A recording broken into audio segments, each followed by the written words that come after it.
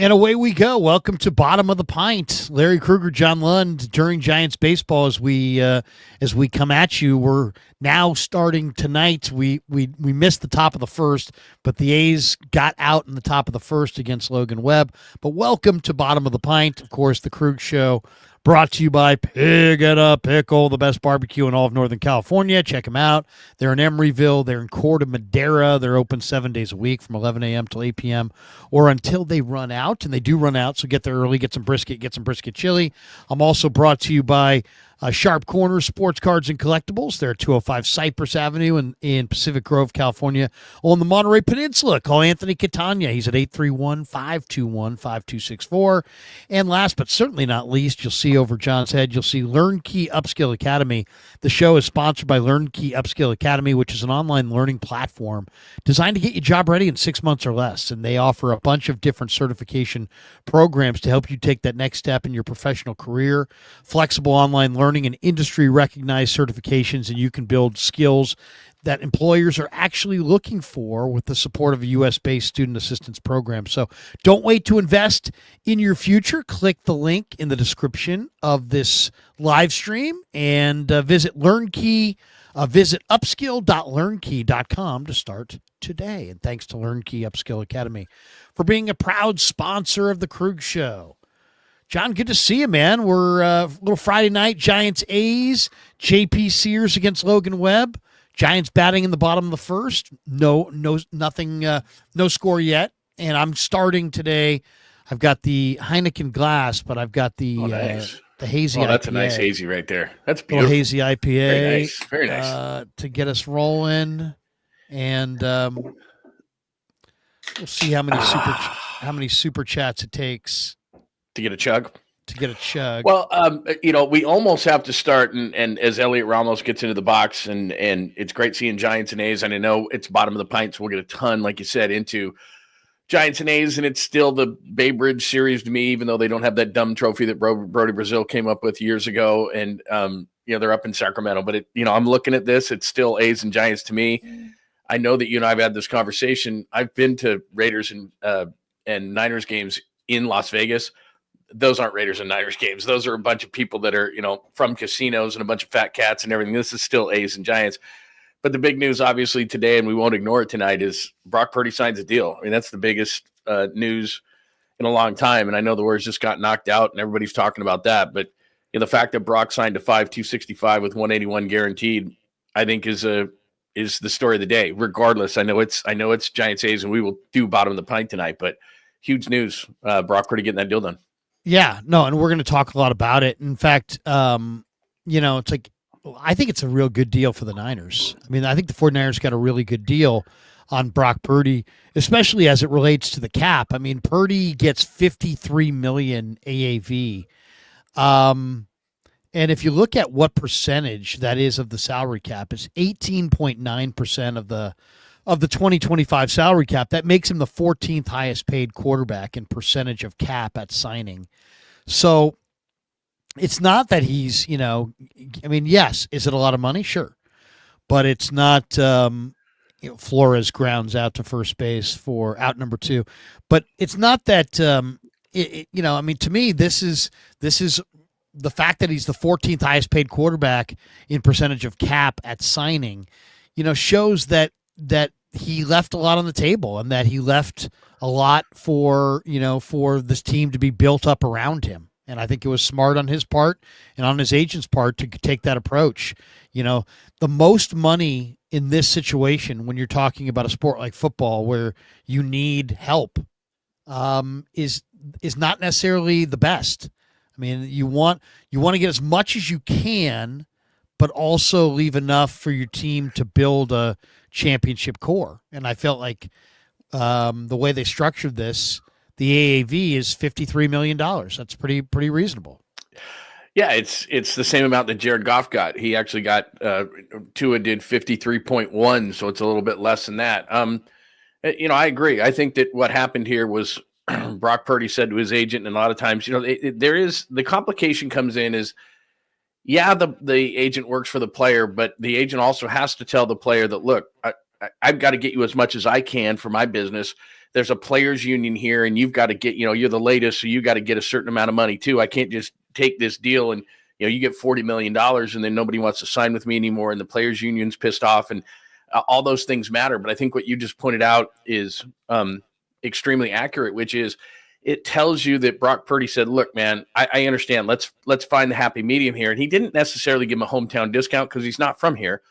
But I think what he did show was, like you said, this isn't going to be 2024. We're not going to have a hold in and a hold out and all these kind of things, Trent Williams and Brandon Ayuk. And I think what the 49ers did, and I'll give them credit here too, whether it's Parag or whether, whatever, but here's the reality of it. These deals that got done, and I'm talking about George Kittle's first deal, Kittle, Warner, Debo, Nick Bosa, Brandon Ayuk, all these deals got done late July, early August, or in the case of Bosa and Ayuk, September. And they were always pushing it to the deadline. And I think they learned something, which is really, really important in 2024, which is that can set the tone in a negative sense for your, by the way, no score for the Giants, end of one with the A's. It can set a negative tone, and it did in 2024. And I think that, like you said, Brock Purdy and the 49ers went, no, this is going to happen. And I think what we learned from Kittle, and that one kind of leaked out. I think we all knew that they were dotting I's, crossing T's, and Diana Rossini was out saying, oh, this is going to be a big deal. And Kittle's like, no, you're wrong. Anyway, and she continued to run with it. But it is that the Niners are getting deals done early, and they realize that there's implications to this thing. Now Brock is signed and George is signed and the offseason set. There's only one thing left to be done, which is Warner's got a cap number of 29 this year and over 26 next year. That's not going to fly. So they're going to restructure that deal, and that's really the last thing they have to do in the offseason from a major perspective standpoint. So I think it was Brock, as you said, pushing to say, we got to get this done. And the other thing that does too is now now that he's got secure money, he's going to, you watch, the next thing that's going to happen is they're all going to go down to San Diego, and Kittle's going to be there, and Brock's going to be there, and Ayuk's going to limp around, and Pearsall's going to be there, and they're going to throw, and they're going to get together, and it's going to be kumbaya. It's just going to be different.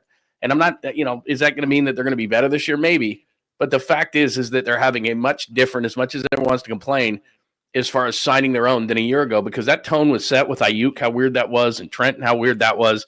And now you've got the major guys signed. And if I'm a 49ers fan, I got to feel good about it. Yeah. I mean, you have to feel pretty good. I mean, that it's done. If you want it done, there's a lot of Niner fans that didn't want it done. They didn't have it. I mean, there was no choice, right? I mean, the organization knew that's the guy they wanted. So yeah, I mean, that's the guy they wanted. I mean, that's the whole thing. And I know we're going to talk, I'm sure, about Florio and people like this, and the people who don't think he's, look, the pecking order of quarterbacks, there's 3 in the league that are great, and Joe Burrow's probably the 4th. And then on any given Sunday, you could say that Brock Purdy's 5 to 10 or 12 in the league. It just depends. I think, we know that Mahomes is number 1, Allen's number 2, Lamar's number 3, Burrow's number 4.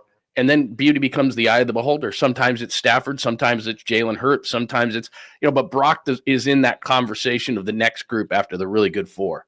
And so whether a guy like Florio wants to acknowledge that, like I read a piece he said today, and he said, you'd be a stretch to put Brock in the top 10. Oh, yeah? Not that I give a shit about his list, but give me the top 10 and tell me where Brock isn't in there, because he is. So you just got a top 10 quarterback to me for the, where he should be paid. And I think we've seen so much guys get overpaid, but $181 million, that's less than Trevor Lawrence. He's better than Trevor Lawrence. Trevor Lawrence got $200 million and 55 a year. Brock got 53 and 181, and 181 is the number that matters. To me, I mean, there was also, you look at the way it looks on paper, but I mean, this could have been a contract that was north of $60 million AAV. Right. Yeah, and he could have absolutely made a case for that. No doubt. He could have tried to push to become the highest paid quarterback ever, and it's not close to that. The $53 million ties him with Jared Goff. He makes him the 7th highest paid quarterback on the list, and that's gonna, he's never gonna be higher than that. He's gonna continue to drop as more quarterbacks get paid, and as the cap continues to explode, the quarterback contracts will continue to escalate wildly. And there's a very good chance that 3 years down the road, this is gonna look like a bargain. $50 million, I think, is the going rate for a top tier NFL quarterback, and he's played like a top 10 NFL quarterback. So, I understand. We're a little disappointed. He didn't beat Mahomes on Super Bowl Sunday, but it can't be all about, that little margin right there. It's like, if he had gotten that one pass play in overtime, or if the Niners defense had held one time when he walked off the field twice with a lead in the Super Bowl, then he's worth the money and he's worth all this stuff. But until that point, he's not worth any of it. It's like that's a little too bipolar Benny for me. Just to your point, which is a really good one. So let's say they stop Mahomes on 4th and 1 in the Super Bowl and they win it. Does Brock get 60? Probably, but he wasn't even on the field. Like, right. You know what I mean? It's 4th and 1. They do, they fool the Niners defense and he gets far more than that. We knew they were going to go down the field and score that touchdown. But, if they stop him on 4th and 1 when he's not even on the field, then Brock's a $60 million quarterback, according to guys like Mike Florio. They just don't know. And he's uninformed. And the talking heads that are inevitably going to talk about this nationally on Monday and say he's not worth it just don't understand the game. And the people that understand the game are going to say that it's a great deal. And I don't know, Kyle Shanahan's pretty smart. He had no problem. And we knew you were down there. You sat front row right in front of Kyle Shanahan when he said it. When they did locker cleanout day, for anybody who didn't think they were going to pay him this type of money, or I thought even more, when Dre Greenlaw's name came up, they kind of went, eh. When Debo's name kind of came up, they kind of went, eh. When Brock's name came up, Kyle Shanahan basically said, he's my son, and I'm never going to leave him, and he's going to be here as long as I'm going to be here. I mean, he slobbered all over him. I mean, it's just the organization has done that ever since he's become a starter. They want Brock here. And if you just look at the logic of it between the numbers and the success, he went to the NFC Championship game his first year. He went to the Super Bowl his second year. And the third year in the league, he lost Christian McCaffrey, Brandon Ayuk, had a bad offensive line. I mean, those sound like excuses to people, and I understand that. But take that away from any quarterback, and I mean any quarterback, Mahomes, Lamar Jackson, Josh Allen. Take those things away from those guys and see how they do. And that's what happened. He forced too many throws. He wasn't very good last year up to his standards. But the reality is when Christian McCaffrey's back on the field and eyes go to Christian McCaffrey when he goes out of the backfield, and that linebacker takes maybe one step up because he sees McCaffrey, and then that opens up the hole behind him for a slant for Ricky Pearson. He goes for 60 yards just because that linebacker stepped up because McCaffrey's on the field and that hole was a little bit bigger behind him. Everybody's going to think Brock is great. But the reality is he gets his weapons back, and he's going to be that much better. Yeah, I mean, this is a guy that you have to surround with talent, right? You have to surround him with talent. But I think this is a reasonable thing. I mean, there's only two sides to this. Either you didn't want the Niners to sign him at all, but if you wanted the Niners to sign him, you can't argue about the price because the price is reasonable. $53 million ties him with Goff for seventh highest value. He's getting less AAV than Lawrence and Tua, who he's accomplished more than. His $181 million in guarantees, that puts him 8th overall as far as guarantees. So it's a fair contract. How can anybody else it's reasonable. And to me, and people have to understand this, it's not that the 265 isn't important, but we haven't seen the structure of the deal yet. 265 is important, but it's important for the agent. He's not going to see all that money. The guarantee is what's important. So he's getting $181 million, and like you said, it's 7th on the list. How can anybody complain on that? That's 181. That's what he's actually going to see. So 53 a year, whatever, 265, whatever. That's all like pumping up a tire. It's inflated. But the 181 is what you're going to see, and it's 7th. Is somebody on Monday going to complain on one of those talking head shows that he got too much in that way, or that is Florio? I mean, Florio's already on it saying, well, you got to see the structure.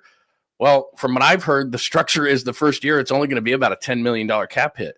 So for everybody who's complaining that Brock's contract was a reason that they let everybody go this offseason, that's inaccurate. He's going to have probably, I mean, Kittle's going to have a higher cap. Bosa's going to have a higher cap. CMC. I mean, he'll probably be, even though he's getting all this money, for the first year of the cap, because of the way that they structure these things, he'll probably be like the 10th highest paid 49er. Because remember, the first year of this deal, they're ripping up the deal of the last year, and it's a combination of this year plus the extension. So he's not going to have a huge cap number next year. They didn't pull this team apart to a certain extent because of Brock's deal, at least not for the first couple of years. They did this because Jed York looked at it and said, we're bloated. I mean, Brock's coming up, there's no doubt, but these contracts are bloated. The Hufungas and these guys, they're not living up to these contracts, and we're not going to pay them. So yeah, it's a little bit because Brock's getting paid. He's going from $1 million to even the first year, whatever that number is going to be, but it's not going to go 0 to 50 like people think it's going to go. That's not the way these contracts work. Well, and it's pretty clear the way this is going as well. The 49ers yesterday sold off 6% of the franchise to the tune of $510 million. And now they're going to be paying, and they paid Brock $100 million plus at the signing bonus, dude, right? How would that be? How would that be that you're Brock Purdy, and it's not like Brock was broke, right? He had the Toyota deal, and I remember we had him at the Super Bowl after his rookie year, and he was doing endorsements of everything that wasn't nailed down, like Panini cards. And I mean, he's got some seed company. Remember that whole thing? He's doing all that. And so he's got some endorsement deals. It's not like Brock is broke. He's probably got, I don't know, 10, 20 million bucks in the bank, but still, you know how many times you look at your bank account after you sign that deal and you see like $100 million in there? I mean, it's just that's unbelievable. Let's gauge some of the reaction from around the interwebs. Yes. Here we go. Here's the first reaction. This guy, Mr. Seahawk. Here's something we can all agree on with the Brock Purdy contract: $181 million of it guaranteed. To go from Mr. Irrelevant, the last player picked, to $53 million a year for 5 years, it is a great signal to every football player in America. You can be a little small. You don't have to go to a traditional power. You don't have to be. Think about this: greatest quarterback ever, Brady, in the 6th round. Hall of Famer Kurt Warner, undrafted, and Brock Purdy, the final pick. That's a good message for football players. Keep your head on straight, be focused, work your butt off, and you can get a very large bag.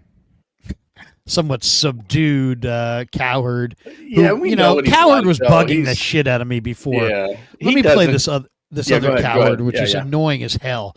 This guy, it's like he comes out the other day and he's like, the Niners had the worst draft. Then he's like, the Niners are going to finish last. Okay, so now you're on the record as saying the Niners are going to finish last in the division, and that they've had the worst draft. And then he comes out and is like, after looking at this schedule, if they win 10 games, that's not success. And it's like, okay, here it is. Here's a little bit more of Cowherd. A lot of people agree with Cowherd on this. I'll say that. I played this before. People were like, Krueg, I kind of agree with Cowherd. So here's what he said. To me, this is just another guy. It's like, I'm going to set myself up to be right. I'm going to pick them to finish last. But then, since I know they're going to be better, I mean, no last place team ever that I can think of has ever won 10 games. I have been a skeptic on the last couple of drafts for the San Francisco 49ers. I had said this, they're getting old and expensive. I don't like their offensive line. I thought this year's draft was a lot of hit and miss with 11 picks, 4 or 5 I liked, 5 or 6 I didn't. But they have the easiest NFL schedule, I'm not joking, since the 2015 Atlanta Falcons. And it's based on 2 metrics. Number one is last year's results. So they're playing a lot of teams that were bad last year. And the second metric is a lot of teams that are projected to be lousy this year. So on 2 different metrics, they've got the easiest schedule. Now, I will say this. If you gave Patrick Mahomes, Lamar Jackson, Matt Stafford, Josh Allen this schedule, it is 13 to 14 wins. This is an affront to competitive football. And I don't want to hear $55 million Brock Purdy. I don't want to hear any excuses, or I don't want to hear any pom-poms when he wins 10 games with this mess of a schedule. San Francisco, not only is this schedule littered with mediocrity, they don't face a single team off a bye. Okay. Outside of Matt Stafford twice and CJ Stroud once, they don't face what people view as an elite quarterback. In fact, it's rookie quarterbacks, it's quarterbacks without 20 total starts. So I'm done with the Brock Purdy excuses. I don't know that anybody's ever offered any Brock Purdy excuses, but at the same time, I love how this guy's now carved out. If the 49ers are really bad this year, then he's like, hey, I was right. They were really bad. If they win 10 games this year, he's going to be like, anybody could win 10 games. It's like, so basically the only way you're going to be wrong, Colin, is if the 49ers like almost run the freaking table. They'd have to be like 14-3, something like that. 13-4, something 13 or 14 win type season is what it's going to take to like tell him, yeah, you know what? Maybe I was wrong. Maybe the Niners are a little bit better. I like how he carves that out for himself, where it's like there's almost no way he's going to be wrong. By the way, the David Villar's up and Mike Yastrzemski on first. No score between the Giants and the A's, but obviously talking about Brock Purdy's deal.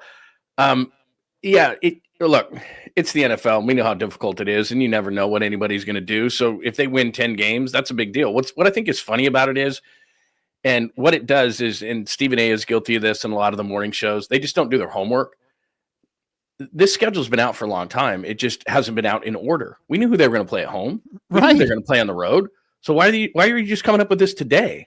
And the order is not that dramatic. It's not like the order. Right. It's not like you look at that order and go, oh, well, it's not that they're playing easy teams. It's just the order. No, it's the teams. We knew they had one playoff team last year at home. That would be in the Rams. We knew that they were going to go to they were going to New York. They were going to Tampa Bay. They were going, we know all these things. So why is it all of a sudden, how are you correlating because Brock signed a contract to now this is an easy schedule? No shit, it's an easy schedule. That's what you get when you have the last place schedule. That's when you get when you have all these injuries. That's what you get when you have holdouts and hold-ins in the weird season. He doesn't acknowledge any of those things. And I'm friends with the no Colin quite well, but it's too bad what everything's turned into on a national level, which is just everybody's got to have this opinion. And he used to work really hard. And it's just he's not informed. And the national guys are not informed. And what they do is they play a game of follow the leader and the sheep, and they don't think anything for themselves. Oh, wait a minute. Brock Purdy's no good and the Niners sucked. And that narrative just goes on and on and on. Here's the reality of it. They're going to be one of the top offensive teams in the league. Christian McCaffrey's back. Kittle's back. They've got enough wide receivers. They've got one of the best. Everybody runs a version of Kyle's offense. Like him, hate him, whatever. He's really good. So they're going to score points. My question has nothing to do with Brock Purdy. Never did in this offseason. I knew they were going to sign him. So did you. We knew it. The problem is I'm looking over at the defensive side going, they have 2 rookie defensive tackles that need to be great. Mikael Williams needs to be great. They have 3 rookies on the D-line that need to be great. And Nick Martin needs to be great. And Mustafa's hurt, and I don't trust their safeties. And, it's on and on and on. How much magic? The question of the season, even though it's not the sexiest question, and they'll never talk about it on a national level because it just doesn't garner enough clicks, is the number one question is, what are they going to do defensively and especially in that front 7?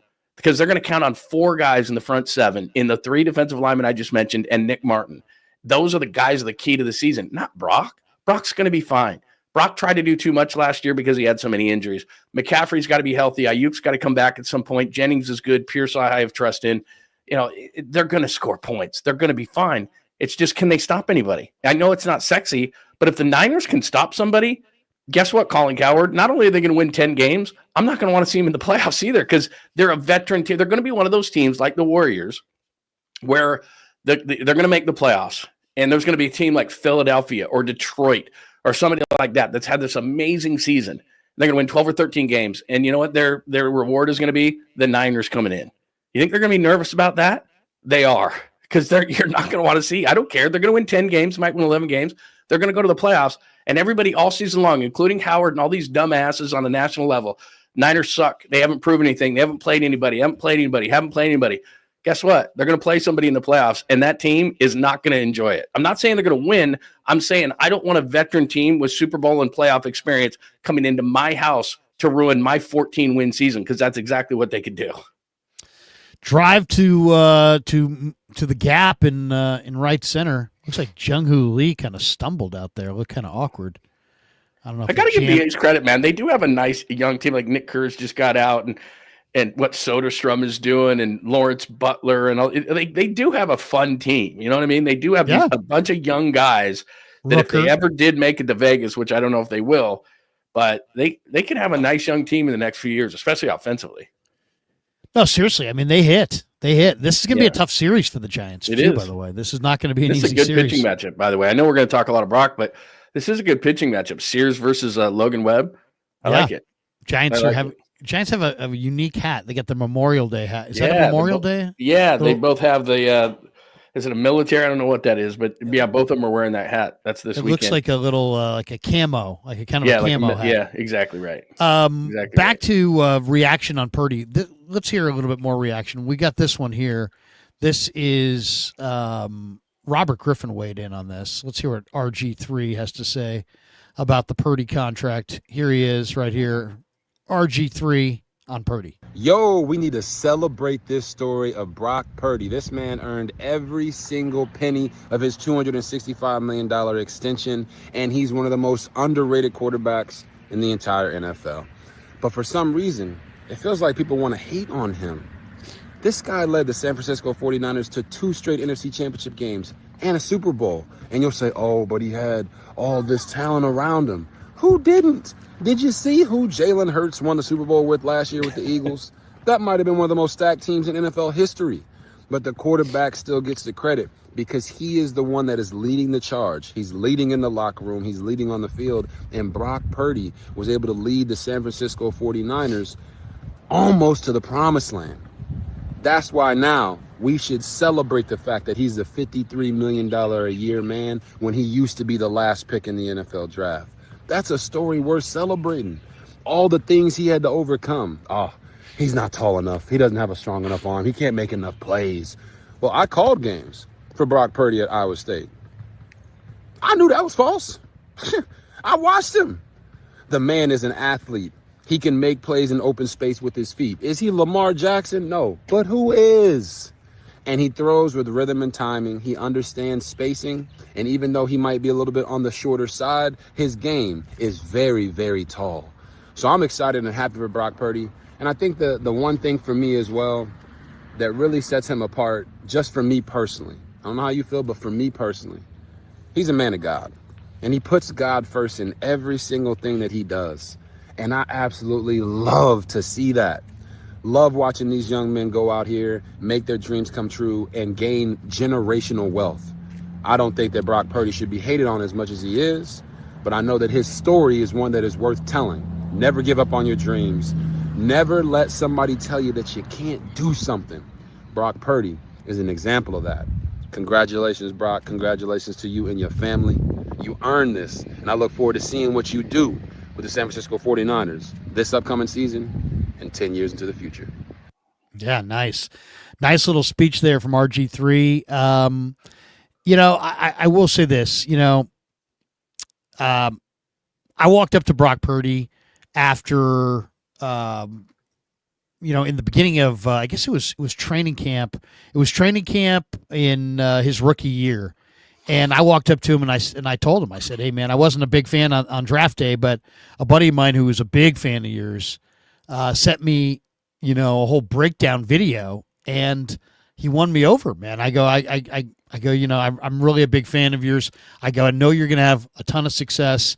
Let me be the first to say it. And, good luck to you. I won't bug you. I wouldn't mind an interview or two, but overall, I don't want anything. I just want to let you know that I'm a believer. I'm a believer that you can really play. And this is well before Miami game. I mean, we're talking about 4 months before the Miami game. And he's like, man, I appreciate that. And just a grounded, solid individual. And what I love about Brock is, you ask him a question, he gives you a sincere, heartfelt answer. Like, and he, and it's funny too, because a lot of people crack up because he doesn't look at people when he talks to them. Sometimes, it's wild. He'll look down, but it's really more for him to just kind of gather his thoughts, I think, more than anything. But he'll give you a solid answer. He absolutely will. And he's a good dude, and I think he's a good quarterback. And I think they can win a championship with this guy. It's just they're going to have to surround him with, a good line, some good weapons, and a good defense. It's not that complicated, right? No, it's not that complicated. And there's two things that jump out. First of all, I'm glad he made the Philly comparison. I did a quick show on it right after it happened, and it's the same thing. Like any quarterback in history, ask Steve Young who he had around him, ask Joe Montana, ask, Peyton Manning's in the Hall of Fame. He had a guy named Marvin Harrison and Edgerrin James and Reggie Wayne and Dallas Clark. They were pretty good. Look at any quarterback in the history of the game. and they had great players around him. I don't know any quarterback that had bad players around him and was successful. That's why when a team generally drafts a quarterback, they try to get offensive linemen and receivers around him. Look what Chicago did when they got Caleb Williams. If he can't play, it's not because of the Bears. They got Roma Dunze. They finished their interior of their offensive line. They got themselves a tackle. Like, that's what you have to do. So they've taken away every excuse. Look at Detroit with Jared Goff. Look at the talent that Jared Goff has around him. They play the majority of their games inside. And so when he's effective, there's a bunch of guys around him. I mean, you can just go through the league and just see that, why did the Chiefs use their first round pick last year on Xavier Worthy? I mean, Mahomes was great, don't get me wrong, but he's got to have some weapons around him. How come the Chiefs became better when they got a running game around Mahomes? So there's every quarterback in the league, and you have to have a certain amount of talent around you. And if you don't, you just can't be effective. So the weird thing that I always find in what RG3 said there, and very complimentary about Brock, was a couple of things. I cannot understand that what should be a really good feel-good story, and I do blame the national media for this, in the way that we do media nowadays.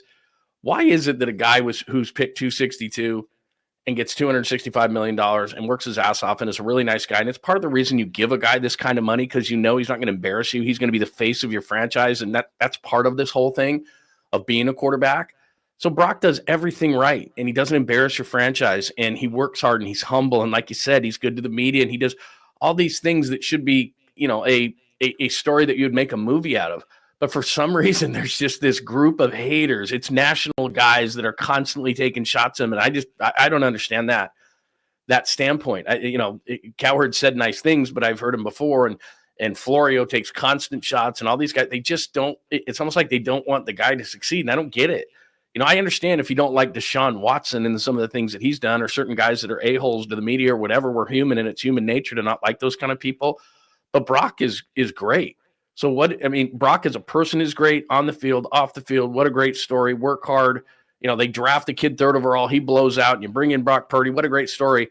But yet there's this whole faction of people generally in the media who go after him constantly, and therefore there's a group of people who follow that lead of those sheep and don't like him as well. And I'll never figure out why. Shouldn't Brock just be completely, look at this. What a great day for this kid who was picked 262. There's never been a story like it. And yet, not the only thing, but from a national standpoint, the first thing out of Florio's mouth is, well, let's see how it's structured, because this is going to screw him up. And, guys like Puka Nacua are like, oh, they'll never be able to win with them. Really? Because every team that wins a Super Bowl, Jalen Hurts just won a Super Bowl. Doesn't he make $52 million? Like, you can poke holes in all of these theories constantly. So I don't understand the hate on the guy. I just don't. I don't get it. Well, let's hit those from a couple angles. One, Puka Nacua.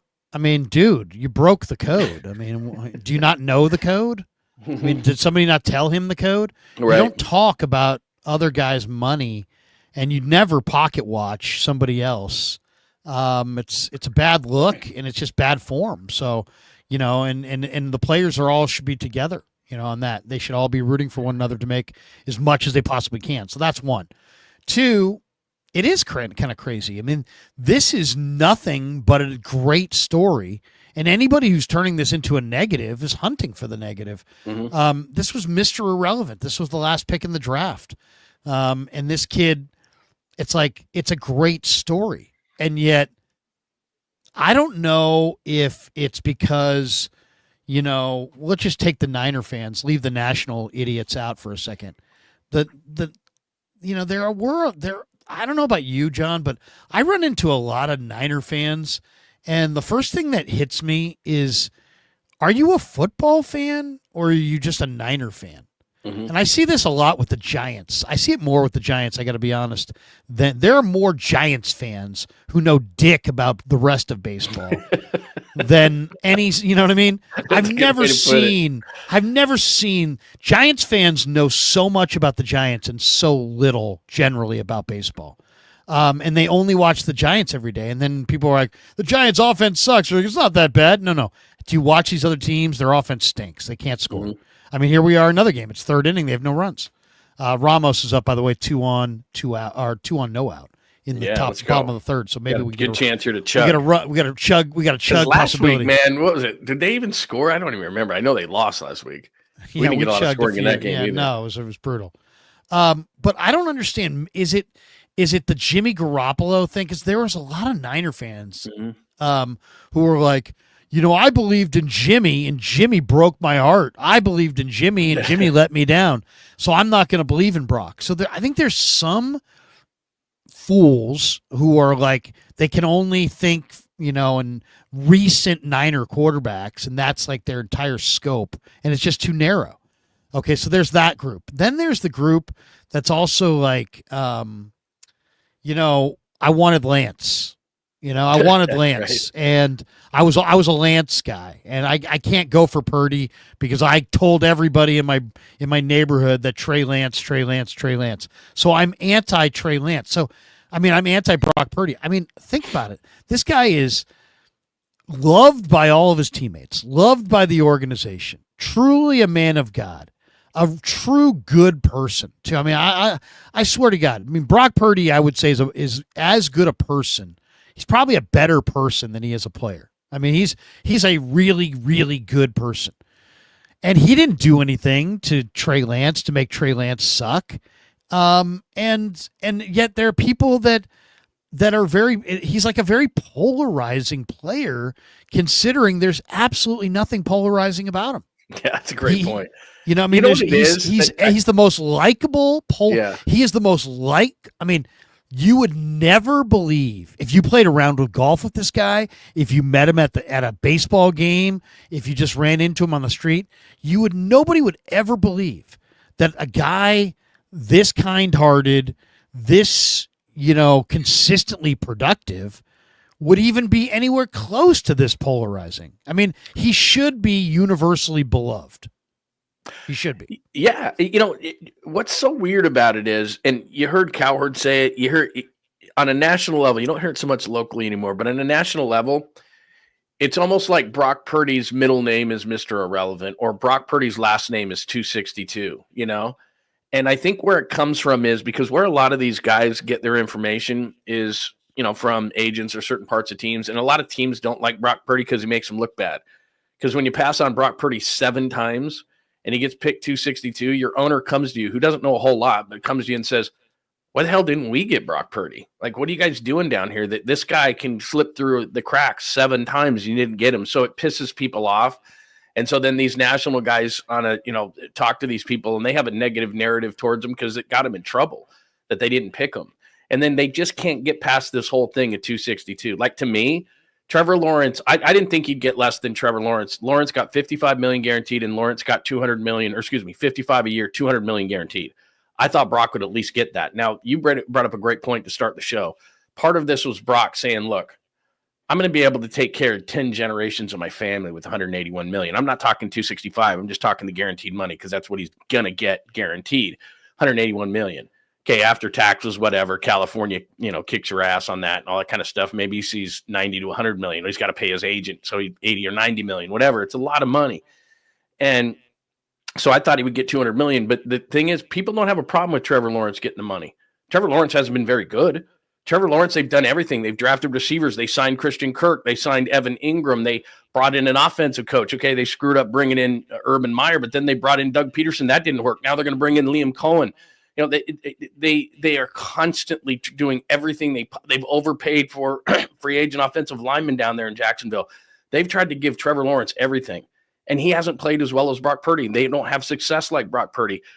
He got $200 million at 55 per, and one of the reasons he did was because he was the first pick of the draft. Do you ever hear anybody bitch and moan about Trevor Lawrence? Probably not, because Jacksonville's irrelevant.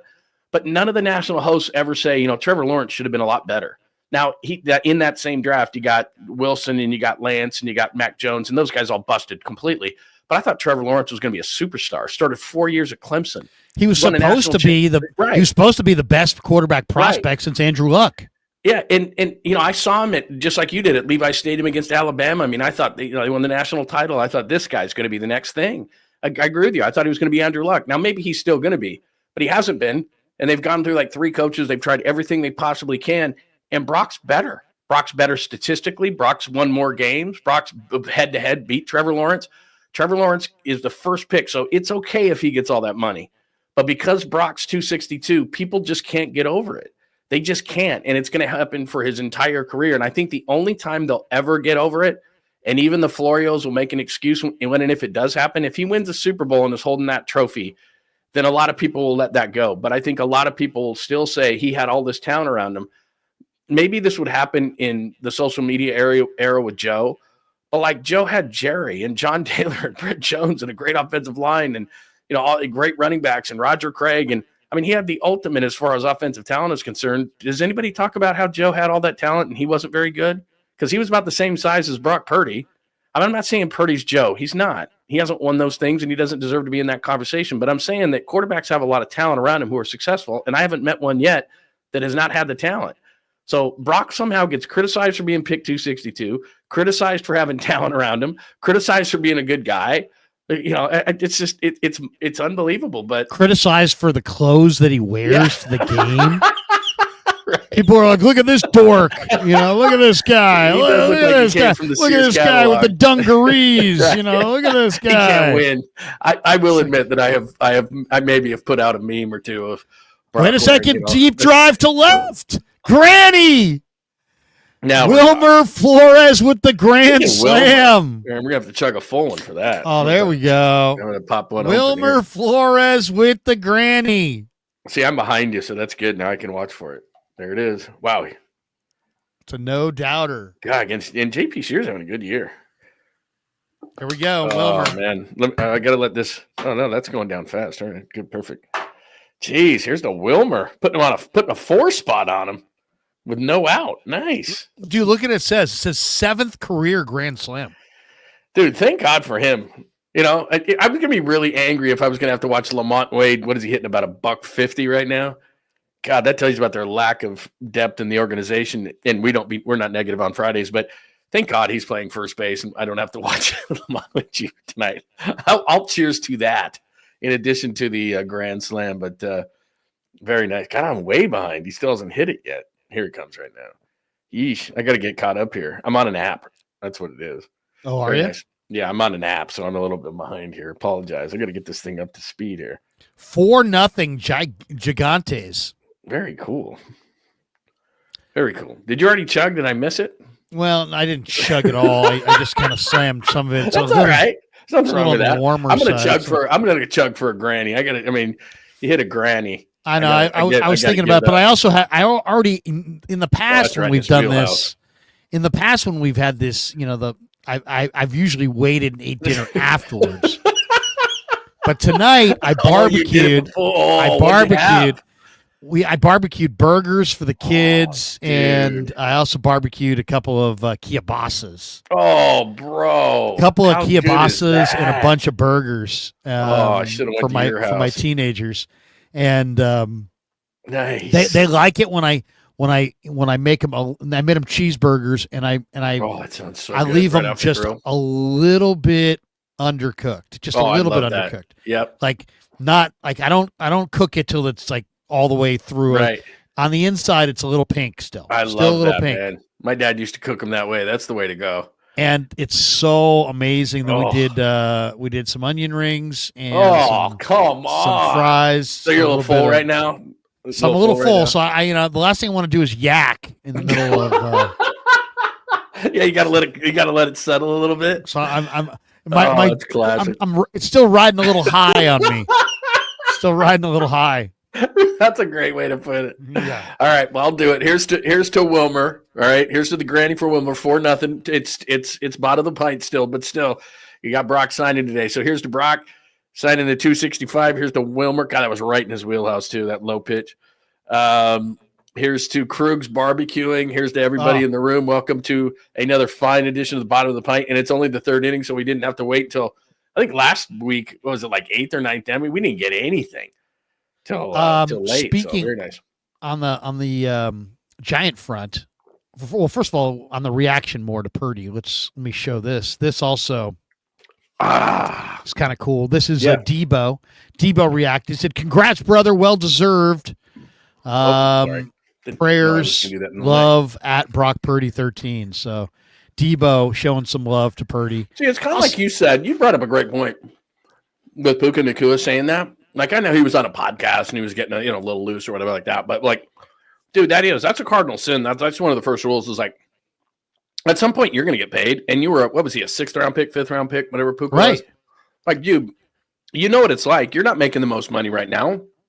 Man, you just celebrate when dudes get paid, especially if you're, he's a 7th rounder, you're a 5th rounder. Like, I mean, what are you doing? Plus, it's so funny to hear a guy say that. It's like most teams that win Super Bowls have a really high profile, i.e. high paid quarterback. I mean, they won. Stafford was making money. Jalen Hurts making money. Patrick Mahomes making money. Like, what team wins a Super Bowl when the quarterback's not making money? It doesn't happen very much. They all are making all that money. It's just, that's the league, man. And so for you, not only that part of it, but for you as a 5th rounder to be taking shots at the Niners and saying they shouldn't pay their quarterback, like, what are you talking about, man? Seriously, pipe down. Crazy. Pine Needle says, here comes Larry with the negative 1% that hate Purdy wanting to bring the show down. No, I'm just trying to. Wow. Jesus. Just trying to inject a little variety. Variety is the spice of life. No, I think we're on it. Pine You and I Needle. were talking about this even before the show to pull back the curtain. And it's like, look, this is one of those deals that, this is what quarterbacks make. But the Niners have got to be happy with this deal. And Purdy's got to be happy with this deal because, like I said, Purdy's and he's still going to get more endorsements. I mean, Purdy's set for life, man. He's looking at his bank account right now going, you kidding me? And not only that, I mean, let's lay this out there the way it was. I mean, yes, was his dad a pro athlete? His dad tried to become a pro athlete. He was a minor league baseball player. And has been selling hot tubs in Arizona. Not anymore. And I guarantee you that's a hustle. I guarantee you his dad's working pretty damn hard. Yep. I guarantee you that Brock would Brock has talked about it. It's not like he didn't grow up rich. He grew up poor, if anything, or just, middle class. And it's like, he's not some silver spoon guy. He's a kid who's really worked at it. And the fact of the matter is he's a great guy and a great leader. By the way, on the Warrior front, there's a lot of talk today about Jonathan Kuminga's leaving. Did you see this little picture of the Valkyries game tonight? That blurry picture. I don't know if you can see it. Look at his hand, with his face in his hand like that. Yeah. First of all, it's like he doesn't look at all happy. I mean, he looks bored as hell, but to be there at the Valkyries game, and that's the other thing. Did he draw the short straw and he had to go? Like that was part of the deal. Like you got to go to the game or something because he looks. Well, but you see who he's sitting next to? He's sitting next to Joe. He is. So you got Lakeup's wife, girlfriend, whatever. Are the Valkyries light years too? The Warriors' biggest fans. And then got the purple tie on. And then JK sitting pants. there. Oh, he looks really happy, doesn't he? JK sitting there looking pissed. Like, you know what he's doing? He's going. He just asked him. You know what it looks like if you had to summarize their conversation.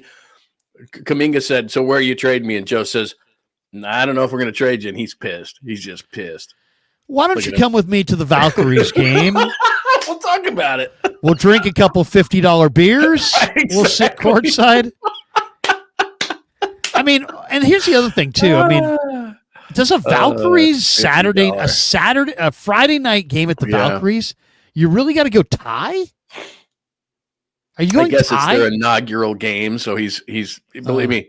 What they didn't have T-shirts like they normally do. What, you're not going to have T-shirts for the inaugural Valkyries game? You're going purple because she's got and their colors go with nothing. I mean, what would you call that purple? I mean, it's not. It kills me the number of people that have absolutely no interest at all in women's basketball, watching it at all. But they're so into virtue signaling that they're just going to sit there and be like, hey, man, are you going to the Valkyries game? It's going to be awesome. It's going to be so exciting. Oh, my God, I'm so fired up. Especially, can you imagine? No, you're not. Take a lie detector test.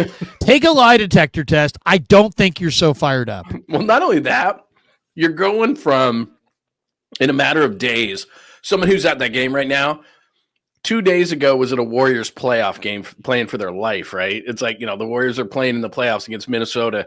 And then 2 days later, you're playing a WNBA game with like nothing on the line. Like talk about just a, in terms of just the, the hype and everything's like, whoa, Warriors playoff game. And then it's like, I mean, it's just like, And people are like, "Wait, man, do you like basketball?" It's like, yeah, I like football too. Doesn't mean I want to watch the cops play the firemen. Right. You know, I mean, it's like Exactly. I want to see a certain level. I personally don't enjoy the WNBA that much because I don't enjoy the girls. I think the girls showed this year that they're incredibly petty. They're incredibly jealous. Oh, the whole Kate and Clark very thing. small-minded. I mean, Yeah. why would I want to support a bunch of small-minded people who are jealous of their moneymaker?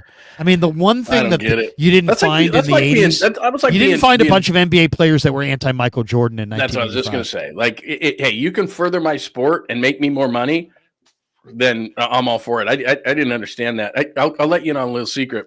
And it's evolved and changed a great deal. But yours truly was a sideline reporter, in-game sideline reporter for the Utah Stars, who then turned into like San Antonio Stars or something. They were only in Utah like 2 or 3 years. But I was so pissed off because it's early in my career and I'm trying to, be a go-getter and everything. And they say, got good news for you. You're going to be on the Utah Stars WNBA broadcast. It was the first year that they were in existence. But it was summertime, and it was so beautiful outside in Salt Lake City. Like, it's a beautiful time of year. And I had to be inside for like 20 games during the week. And the Stars had a center. Her name was Margot Dydick. She's passed away, but she was 7'2". She was 7'2", and she could not. She was so mechanical. It was like, but it was a totally different thing. I mean, it was like there was no one there. And the people that were there, let's just be nice and say they were hitting on the girls, and it was very uncomfortable. And those were the ones sitting front row. I mean, the evolution, I will say, the evolution of what they are now and what the sport is now to where it was like that first couple of years when yours truly was a, sideline reporter with about 500 people in the Delta Center in the summer. It's evolved quite a bit from what it was, believe me, because that was no plum assignment at the time. Like, everyone's like, well, you're going to be on a broadcast. I'm like, a WNBA broadcast. Like, they were like, does anyone want to do this? Or like, Lund, you'll do it. And I'm like, huh? Nowadays, it's like, people want to do it. Back then, it was like you were punished. And so then you had to do it because I wanted a better spot with the Jazz. I was like, okay, they're like, well, if you do this, then, it'll curry favor for us once the Jazz season starts. So you would do that. But nowadays, it has evolved into, quite a better product, I will say. First of all, I interviewed David Stern one year. I forget what year it was. Ray Ritter helped set it up. And in the interview, I asked David Stern, I said, Commissioner Stern, you've been running the NBA for, I think it was in the 90s, so it was probably 15 years. I go, you've been running the league for 15 years or so. What is your greatest accomplishment as a commissioner? And he said, I'd have to say the creation of the WNBA, because we opened the dream of basketball to half the population or over half the population. And I understood why he said that. And as somebody who has a daughter, I mean, I'm really thrilled that there is a WNBA. Sure. Not that she's going to play in the WNBA, but I think it's important for, girls to have goal, something they can shoot for as well. For sure. And it's like before there was no such thing as women's pro basketball.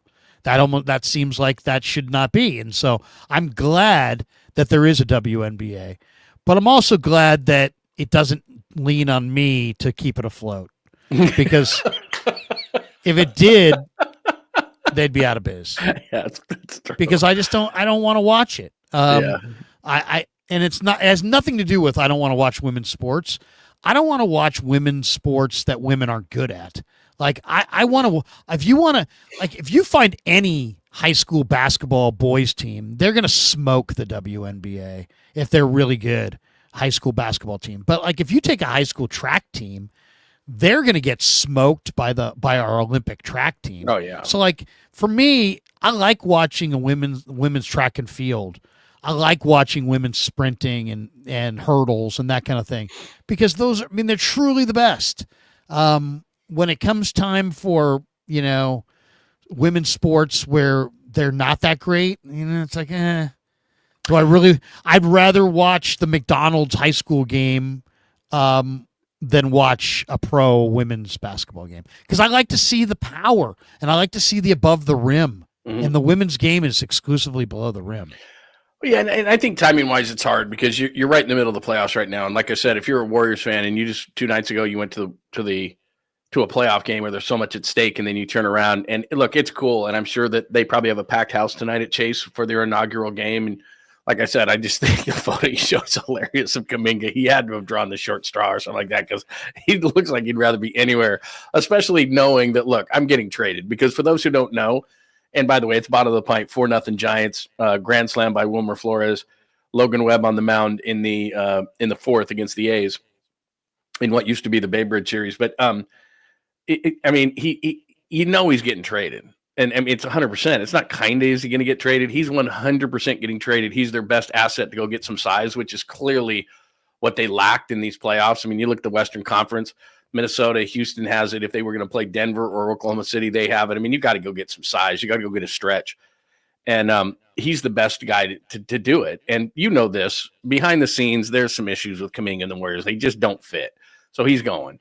So the fact that he's sitting courtside like this next to the owner that's not going to be his boss much longer, I'd love to know like what happened there. I mean, there had to be some sort of thing in the locker room that was like, we're drawing Steph's not going and Draymond's not going and Jimmy's not going. Like those guys are already in Cancun. Dude, look at this Fitzgerald web gem. Ground ball up the middle, Fitzgerald. Dude, by the way, okay, we've done enough WNBA talks. That's a young Larry Krueger right there playing. To get Fitzgerald back, and here's the thing: is their offense has kind of been hit and miss this month. Fitzgerald at second, Adamas isn't great right yet, but still, Chapman's at third. If they could go out somehow, because they have a lot of young pitching depth, whether it be Harrison or whether it be whatever the case may be. You're not trading Birdsong. Ragsdale's having a great season. They've got young pitching depth. They say, I was talking to somebody yesterday that says that Wisenhunt could be called up before the end of the week. Wisenhunt. Wisenhunt's absolutely dealing in AAA.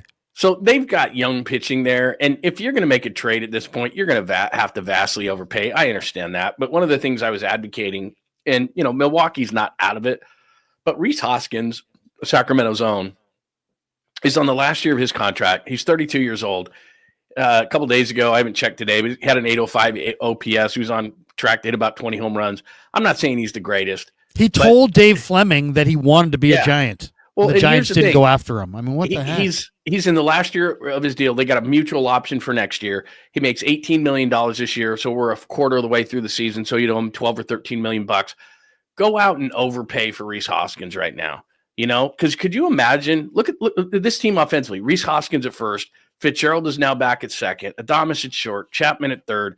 Bailey then can hit like shit like he does. Ramos in left. Jung-Hoo and the way Yastrzemski's playing so far. That's a good offense. And you've got a hammer bullpen. Jordan Hicks is going to be joining that bullpen very shortly. Thank you very much. With his 6.55 ERA. You got to put Birdsong or Harrison in the rotation. And, you're good to go. Robbie Ray is pitching great. Verlander's been better than what his numbers indicate. I mean, you're going to be fine on the pitching standpoint.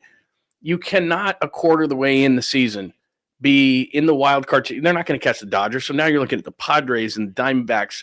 And because the Mets are good, all of a sudden it's the Phillies and the Braves. And there's a lot of teams in that hunt.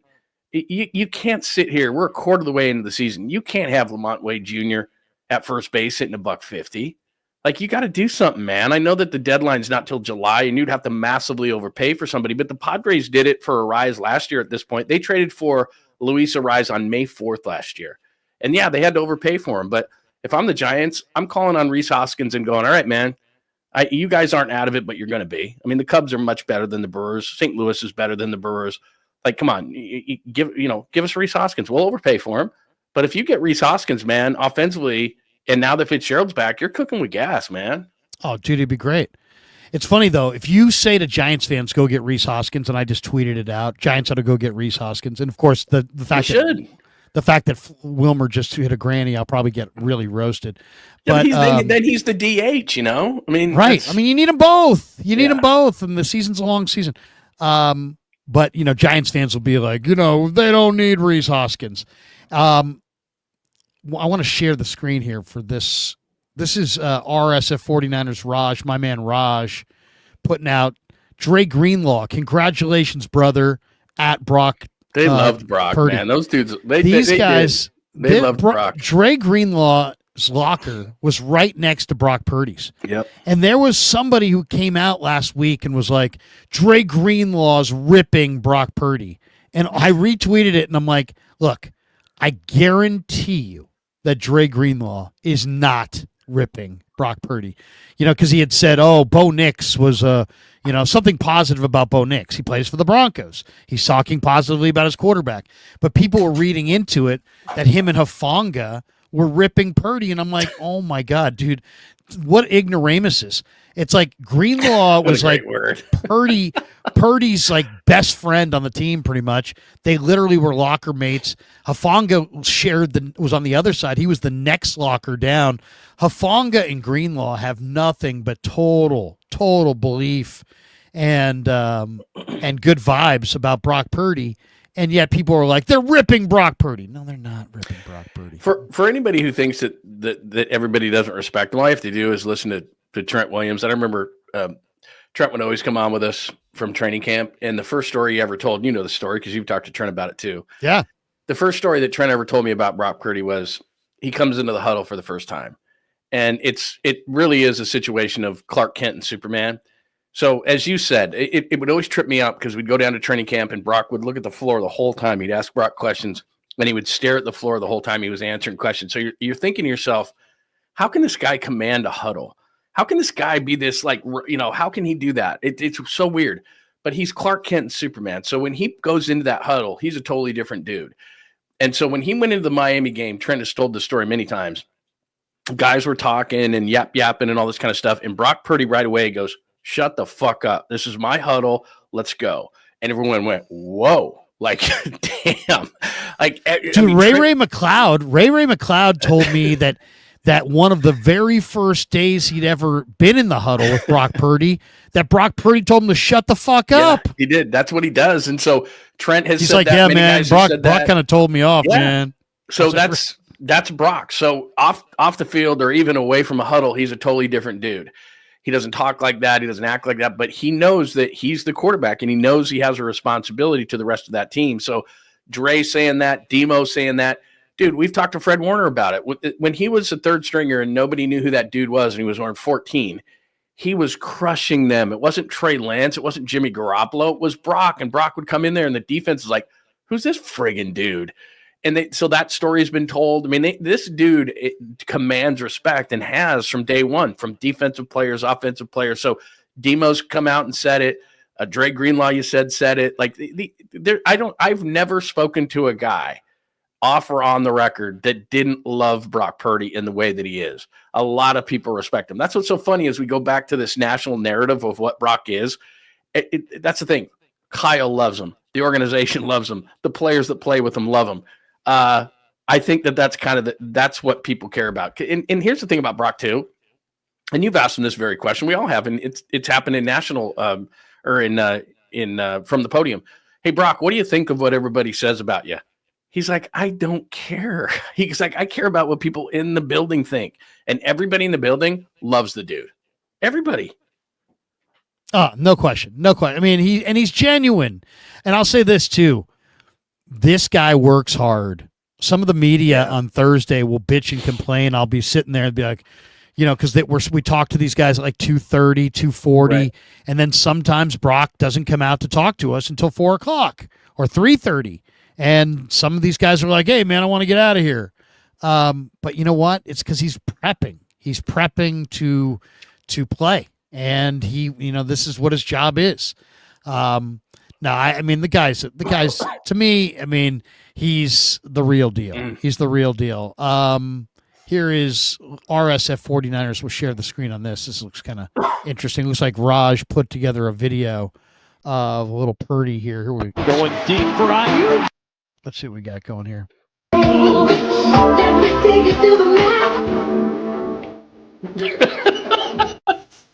Wow. Purdy, young thing. I get it. Security blanket for what's IU here. He's got it. He beat Dean. Purdy sets, launch, has Samuel wide open. He's got it.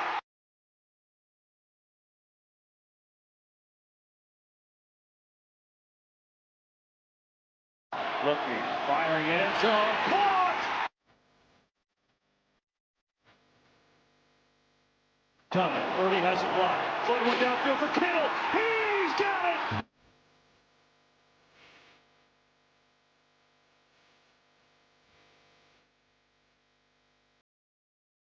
Oh, going deep for Ayuk. And a finger.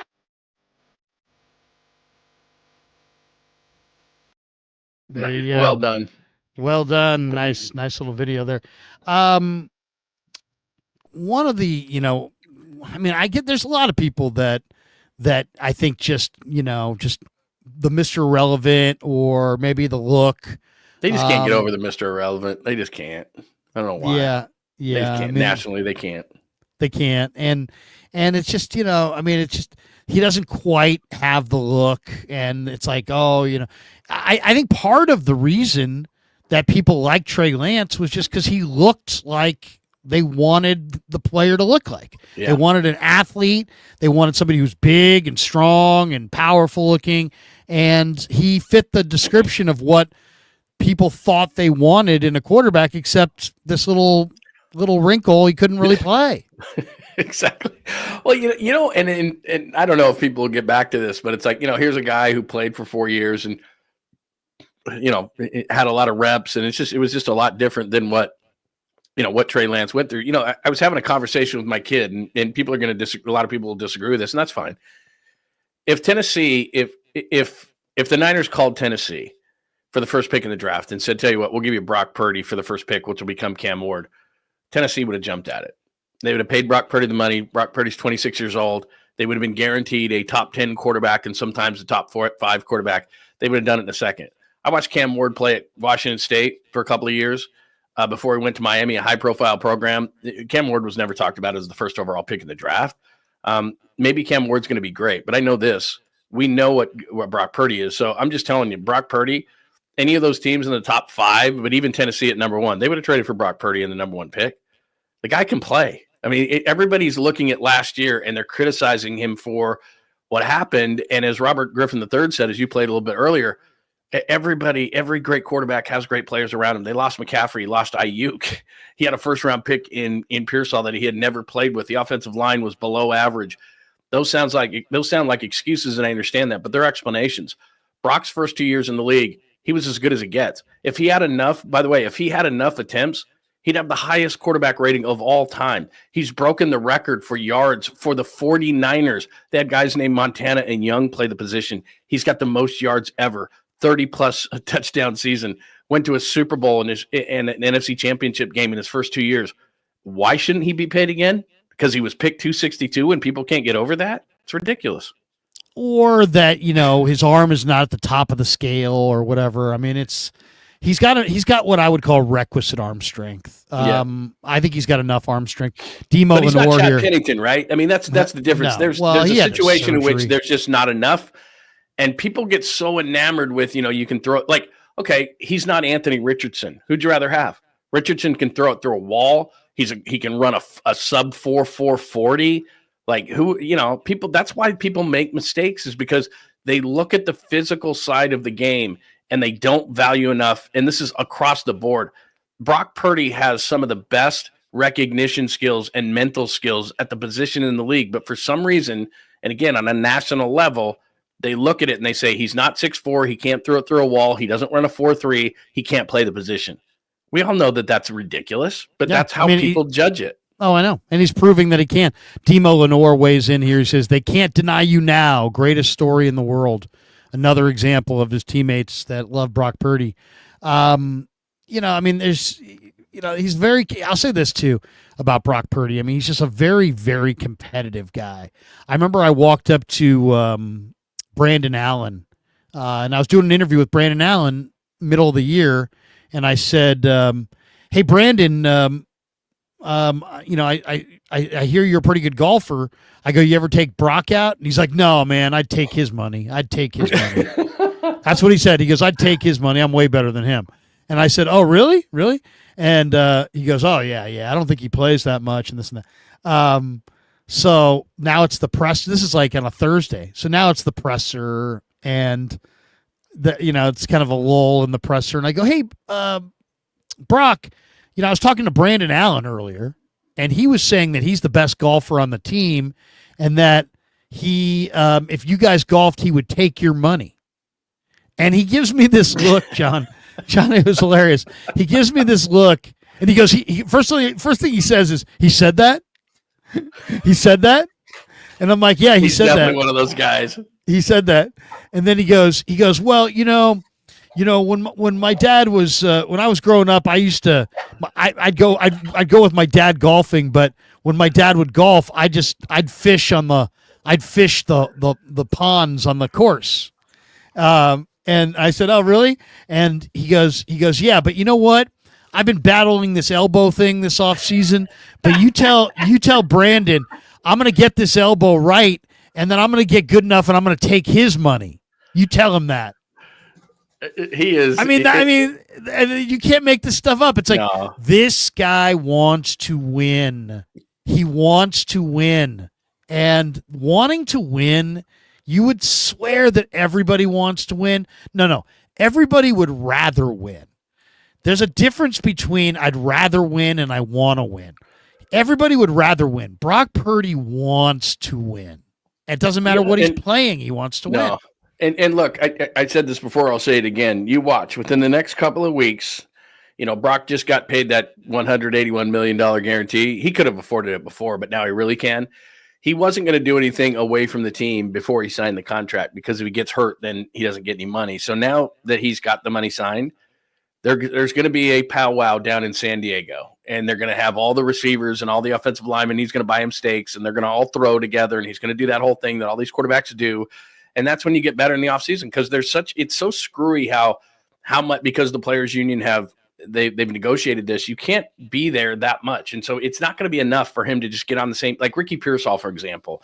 They've got to throw a bunch during the offseason, because when a 300-pound man is trying to crush your face and you've got less than three seconds to throw the ball, and you've got to look at 3 or 4 receivers and think, okay, we've got to have some sort of telepathic nature here to know. And you get that in the offseason.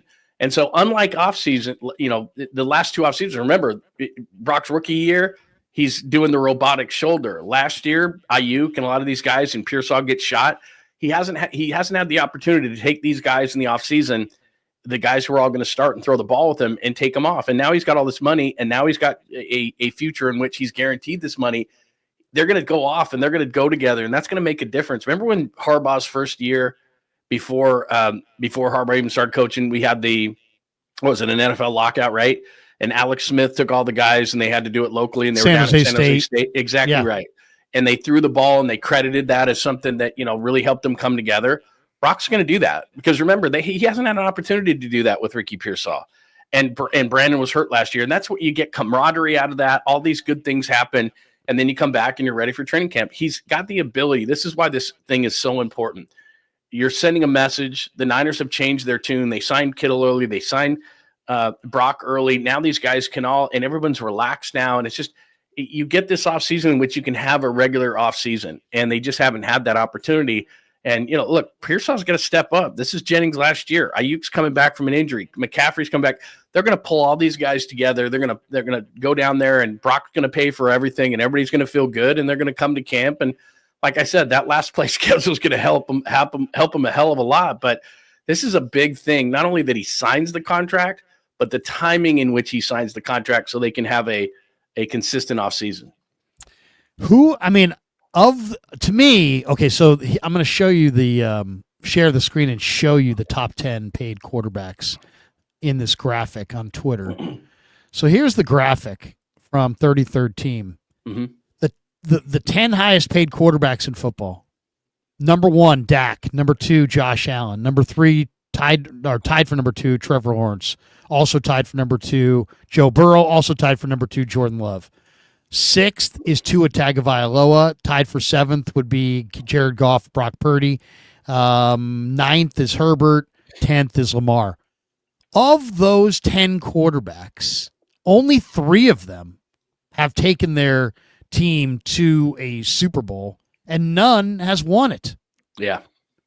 So, I would say, of this list, if you said, give me the guy on this list that doesn't belong, I would probably say Tua or Lawrence The guy at one. or Prescott. Yeah. I mean, I would say Prescott, Tua, or Lawrence before I would say Brock. Well, I mean, Mahomes isn't on this list, so he'd be number one. But like I say, it's Mahomes to me is number one. Josh Allen's number 45. two, right? And Lamar's number three. Okay, those are the top three quarterbacks in the game, and I don't think there's much debate. Then Burrows is four. Okay, after that, you could put Brock at 5. You could make the point. You could put Brock at 10. But can you pop that up one more time in terms of just the top paid quarterbacks? This is why on Monday the national pundits who will talk about this, the talking head guys who will talk about this, they really don't have a leg to stand on here because he is paid fairly there. You could comp him to Goff because Goff has a lot of talent around him, and when Brock has a lot of talent, he's really good. Justin Herbert has all the potential in the world, but potential is not a good word. It means you haven't gotten there yet. So, look, he's been more productive than Herbert, even though, as you point out, Brock and Justin Herbert could not be more opposite. Herbert is 6'5", 240, can throw it through a wall, has all the athletic ability in the world.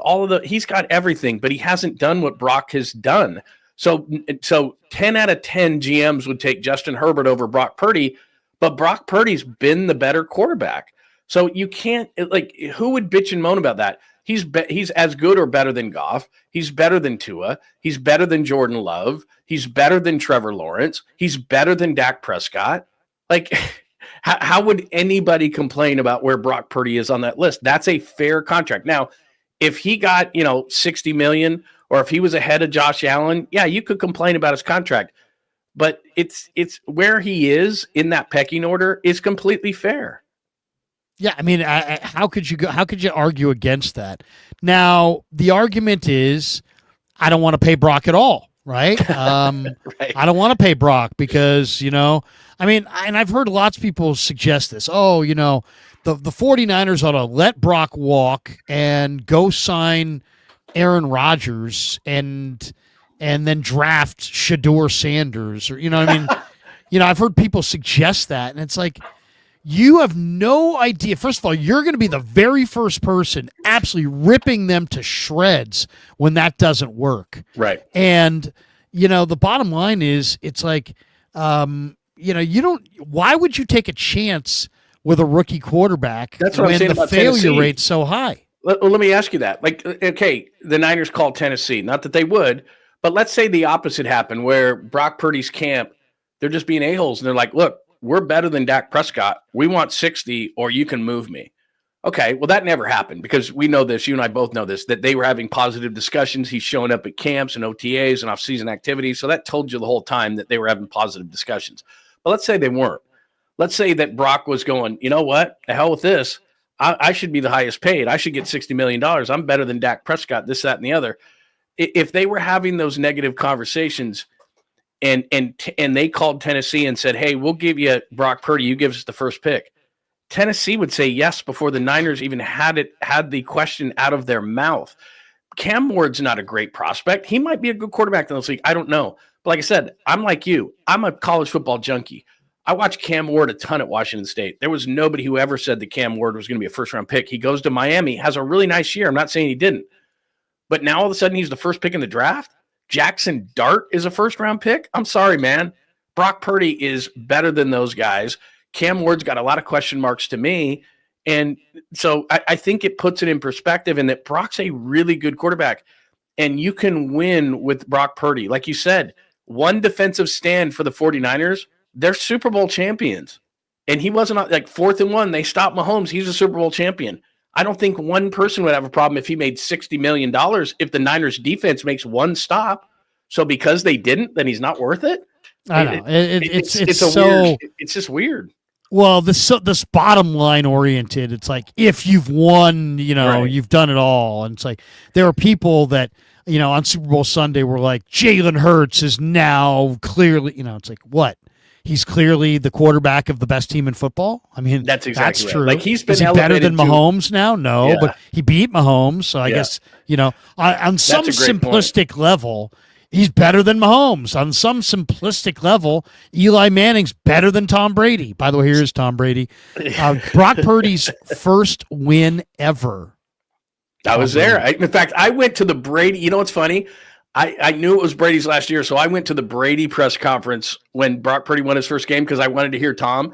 And in the first 2 minutes of Tom Brady talking about the game, he F-bombed about 55 times. He was so Did he really? pissed. Oh, my God. They lost 35-7. Anyway, yep. And he was on fire in the post. Because I'm like, how many times am I going to get a chance to talk? And I sat right front center. All the Tampa Bay beat writers were giving me dirty looks. I'm like, I don't care. And I sat front center right in front of Brady while he bitched and moaned about Brock Purdy kicking his ass. And he said a lot of nice things about Brock Purdy, but that was about it. About his own team, oh, my God, he was on fire. Anyway, I know you have Brady there. Sorry. No. In fact, here's another little Brock Purdy. Highest passer rating in NFL history.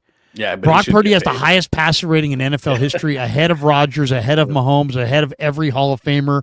No one has ever had a higher passer rating. Is that true? It is true. He doesn't have enough attempts to qualify, so he's not at the top of the list. But, yeah, he's like at 104.3 or something. It's just that's what I mean is like the national media conveniently forgets that this is one of the marquee franchises when it comes to quarterbacks. We know that. He's got the all-time passing yardage record. You know, his touchdowns are like, what was he, second or third in touchdowns in a season? His first 2 years was an NFC championship game and a Super Bowl. Like, the guy can play, man. And it's just so funny because he was picked at 262. He just will not get his credit. It's wild. Let's hit some supers here. We got a bunch here. We'll go from the top. Joseph Ernberg, is there a chance BA doesn't play at all this season? I mean, I think there's got to be a chance. He had a major knee injury. I would say he's probably going to be back in November, but I'm not sure what to expect from him this year. What do you expect from Ayuk? And then the other question is, should the Niners go after Gabe Davis? Hell yeah. I mean, I don't think there's any question. I mean, obviously it depends on the contract, and I know he went to New York after he went here, so there's a couple of teams after him. I don't know how healthy he is. Obviously, he didn't have a good year in Jacksonville, but I remember the guy that was really a big pain in the ass to the Chiefs in the playoffs, and I don't think it can hurt as long as he's healthy because, like you said, I mean, it's not that I don't like Demarcus Robinson. He's okay, but you can't say 100% with 100% certainty that Ricky Pearsall is going to be great. And Jennings is Jennings. I mean, he'll go up and after you and get a ball, but he still runs a 4.7. So, you know, they could still use some outside help. And if Gabe Davis still has some juice left, and depending on how healthy he is, and this is a lot of what ifs, but if he's healthy and if he'll play for a certain number, why wouldn't you try to go out and get another veteran receiver until Ayuk gets back? Because as you point out, we don't know when he's going to come back. Injuries are weird, man. Especially an injury to this level. You don't know. Have you heard anything on Ayuk and what his rehab is like? Because I haven't heard anything. No, not at all. I haven't heard anything. Other than, they expect him probably back in November. Right. I'm sending Towney an invite. I forgot to send Towney an invite. He's the best, man. I just sent him an invite. By the way, pitching change. JP Sears out. Still 4-0 in the fifth. Two-hit shutout going for Logan Webb tonight. Yeah, that's nice, man. 2-hit shutout. Yeah. Yeah. But no, I think Ayuk. I mean, look, he has the ACL, the PCL, and the meniscus. That was a big one, man. I would say November at the soonest. I would say probably maybe mid-November. Well, the other thing too is that just because a guy's out there doesn't mean he's himself. So if he comes back in November, you're probably, he hadn't been on the field for over a year. That probably means it's going to be a couple of weeks or at least a couple of weeks until he's himself. So there's going to have to be guys that step up. I mean, look, I'm a McCaffrey guy. By the way, I think Jordan James is a really nice grab from Oregon. I think he's really nice. But they're going to need some help. The receivers are going to need some help, and you can't drive McCaffrey like you have in the past. Oh, that was a hell of a catch by Lawrence Butler. Yeah, sliding catch in the corner. But, so if they can get a veteran receiver, and I think people forget this, that there's a lot of ways to pipeline your team. So, draft, free agency, unrestricted free agents, undrafted free agents, all these different things. But for all these guys who are going to make teams, this is kind of an important time, even though it's a quieter time in the NFL. All of a sudden, there's going to be guys who get released. There's going to be, so there's going to be opportunities to potentially fill in some more holes. I'd still love to see something along the offensive line. I'd love to see a receiver. By the way, I'm not a big DJ Humphries guy, but it came out that they didn't ever sign DJ Humphries. I think Mayoko came up with this. They never signed the contract. So they didn't get his depth on the team. I don't love him, and he hasn't been a good offensive tackle for probably 3 years, but he does provide depth. And so they didn't What get happened? that deal What do you done. think happened there? Do you think that he saw that Dillard and Petit Frere signed, and he said, "I don't want to compete," or do you think there's an injury? Because his had a lot of little his agency put out a little social media posting, so it's a little surprising that they backed out. Yeah, but I agree with you. I mean, I don't know why Dillard.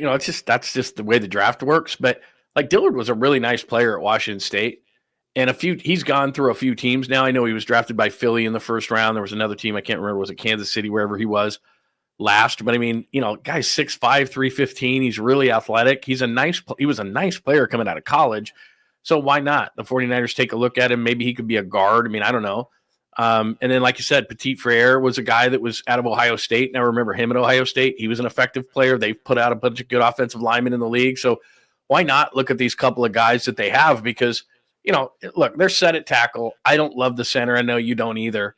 They're fine at right guard with Pooney, but, left guard and just overall depth with Trent being his age, they've got a major issue there. And I know they wanted to go offensive line in the draft, and it looked like I heard that the Raiders maybe snagged a couple of guys that they wanted.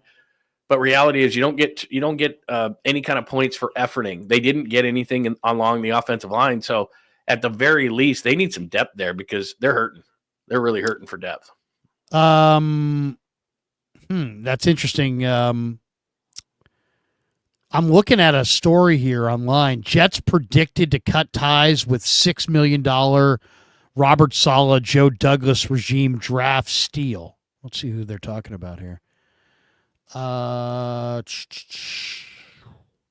the way, 4-0 in the fifth, 2-on for your San Francisco Giants.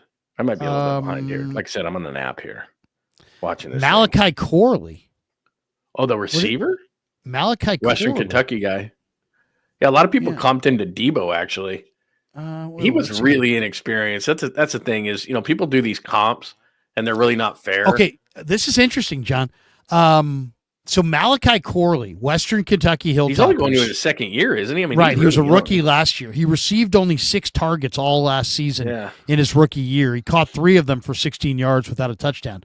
Now, according to reports from last weekend's Jets rookie camp, 2025 4th-round pick Arian Smith from Georgia, who runs incredibly fast, looked so impressive that they're saying Malachi Corley may now end up cut from the Jets completely. It says Arian Smith is doing what Corley did not do in his rookie year, impressing the coaches in practice. The Yak King will need a massive OTA and training camp session if he's going to make the roster moving forward, even if it means playing on special teams. I'll say this. If I were the 49ers, if Robert Saleh really does like Malachi Corley, that's a guy that I would try to get. Because, I mean, the Niners need a little bit of help on the perimeter. To me, if you said, what could the Niners use? They could either use, as we said, a Gabe Davis, a Romeo Doubs. I mean, they could use a receiver, another receiver to go with what they have. Why? Because, I mean, if you look at the Niner depth chart, at receiver, they just don't really. I mean, you don't have Debo. He's obviously moved on. You don't have Ayuk, and as we said, I think that he may not play this year. If he does play, it's probably going to be November. So then your starting wide receivers would be Ricky Pearsall, who's only really had 2 good pro games, and Jawan Jennings, who runs 4.7. You signed DeMarcus Robinson, but he's got a 3-game suspension because of the DUI. You have Jordan Watkins, but he's a rookie. You have Jacob Cowing. He didn't do a lot last year. Everybody else is kind of a low percentage play, I would say.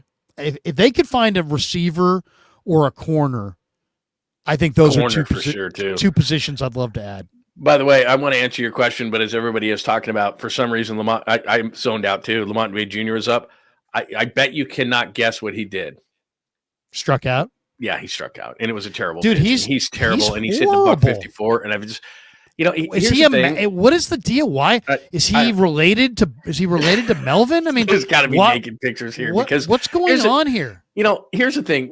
And I want to get back to your question, so let's not forget it and talk about receiver and corner and all these things. But just real quick, he's hitting $154. At the very least, if you're the Giants, okay, you don't feel like you have somebody, whatever.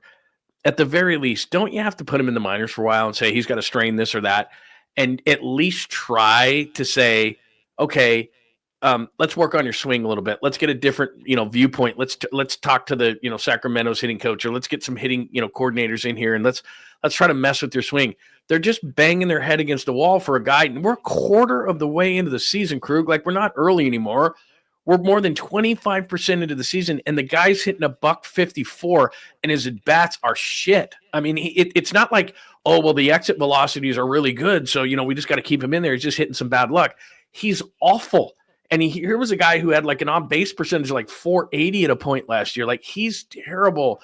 And you keep putting him up there, and you wonder, God, why does he keep striking out on a terrible pitch? Like, okay, I want him replaced, but B, short of that, because clearly you don't have any organizational depth, then put him in the minors or throw him in Arizona and have him work on something. Like, you got to be kidding me here, man. He's hitting $154 and we're a quarter of the way into the season, man. It's ridiculous. What are we doing? I mean, and not only that, the guy plays first base. Yeah, it's an offensive position. Yeah, it's not like he's a slick fielding shortstop or some catcher who throws out 70%. He's not JC Snow. He's not like, and you've already got Bailey in the lineup who doesn't hit. So it's like, you just can't do this. I mean, and also you can't find a left-handed hitting first baseman. Right. It's maddening. I mean, it's obviously, really maddening. Flores is doing his part. Right. I mean, that was a horrible at bat too. I mean, it's just his at bats are so bad, and I get it, man. He's a veteran, and Bob Melvin's a veteran manager and wants to stay with veterans. But at some point, and especially because you're a contending team, like, you don't have time to waste. You're not going to catch the Dodgers, so now it's like Padres, Diamondbacks, Phillies, Braves, Cardinals, Cubs. Like, you're going to be dealing with these teams. There's a lot of teams to be dealing with. You can't have Lamont Wade Jr.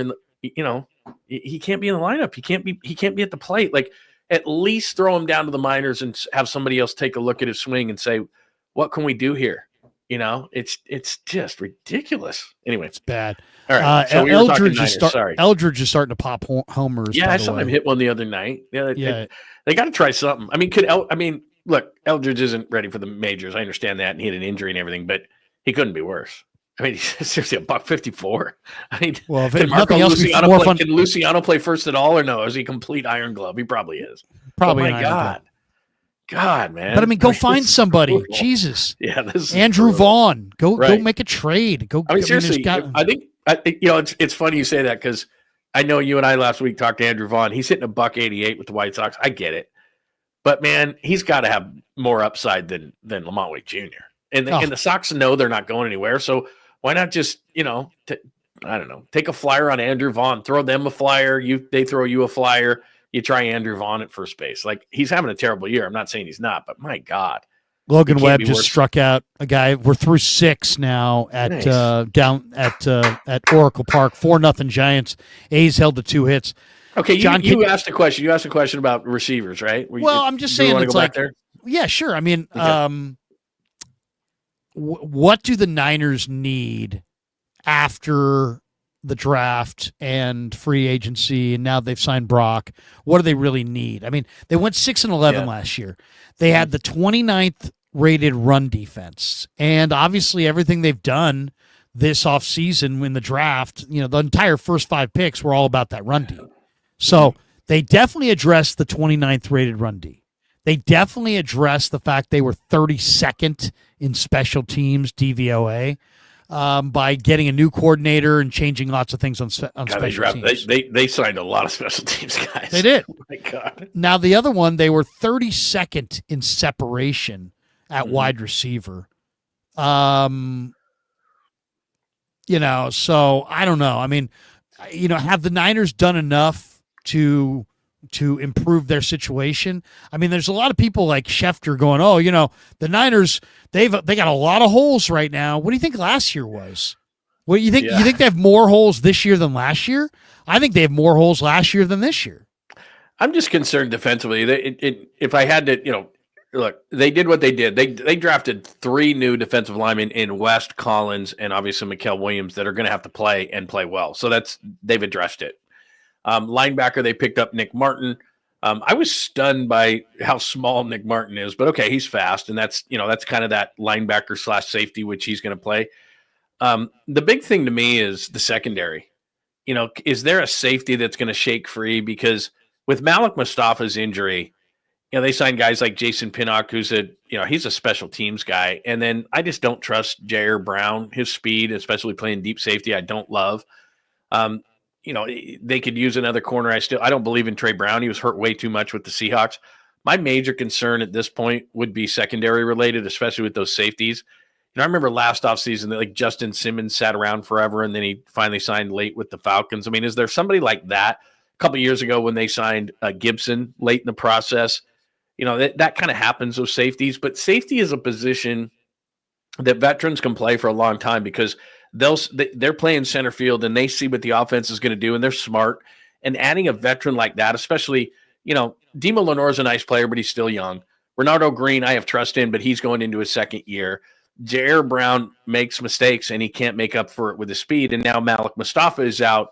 And I had no problem losing Hufanga because I knew Malik Mustafa, he's a closer to the line of scrimmage guy and he's a thumper. And I had no issue with that.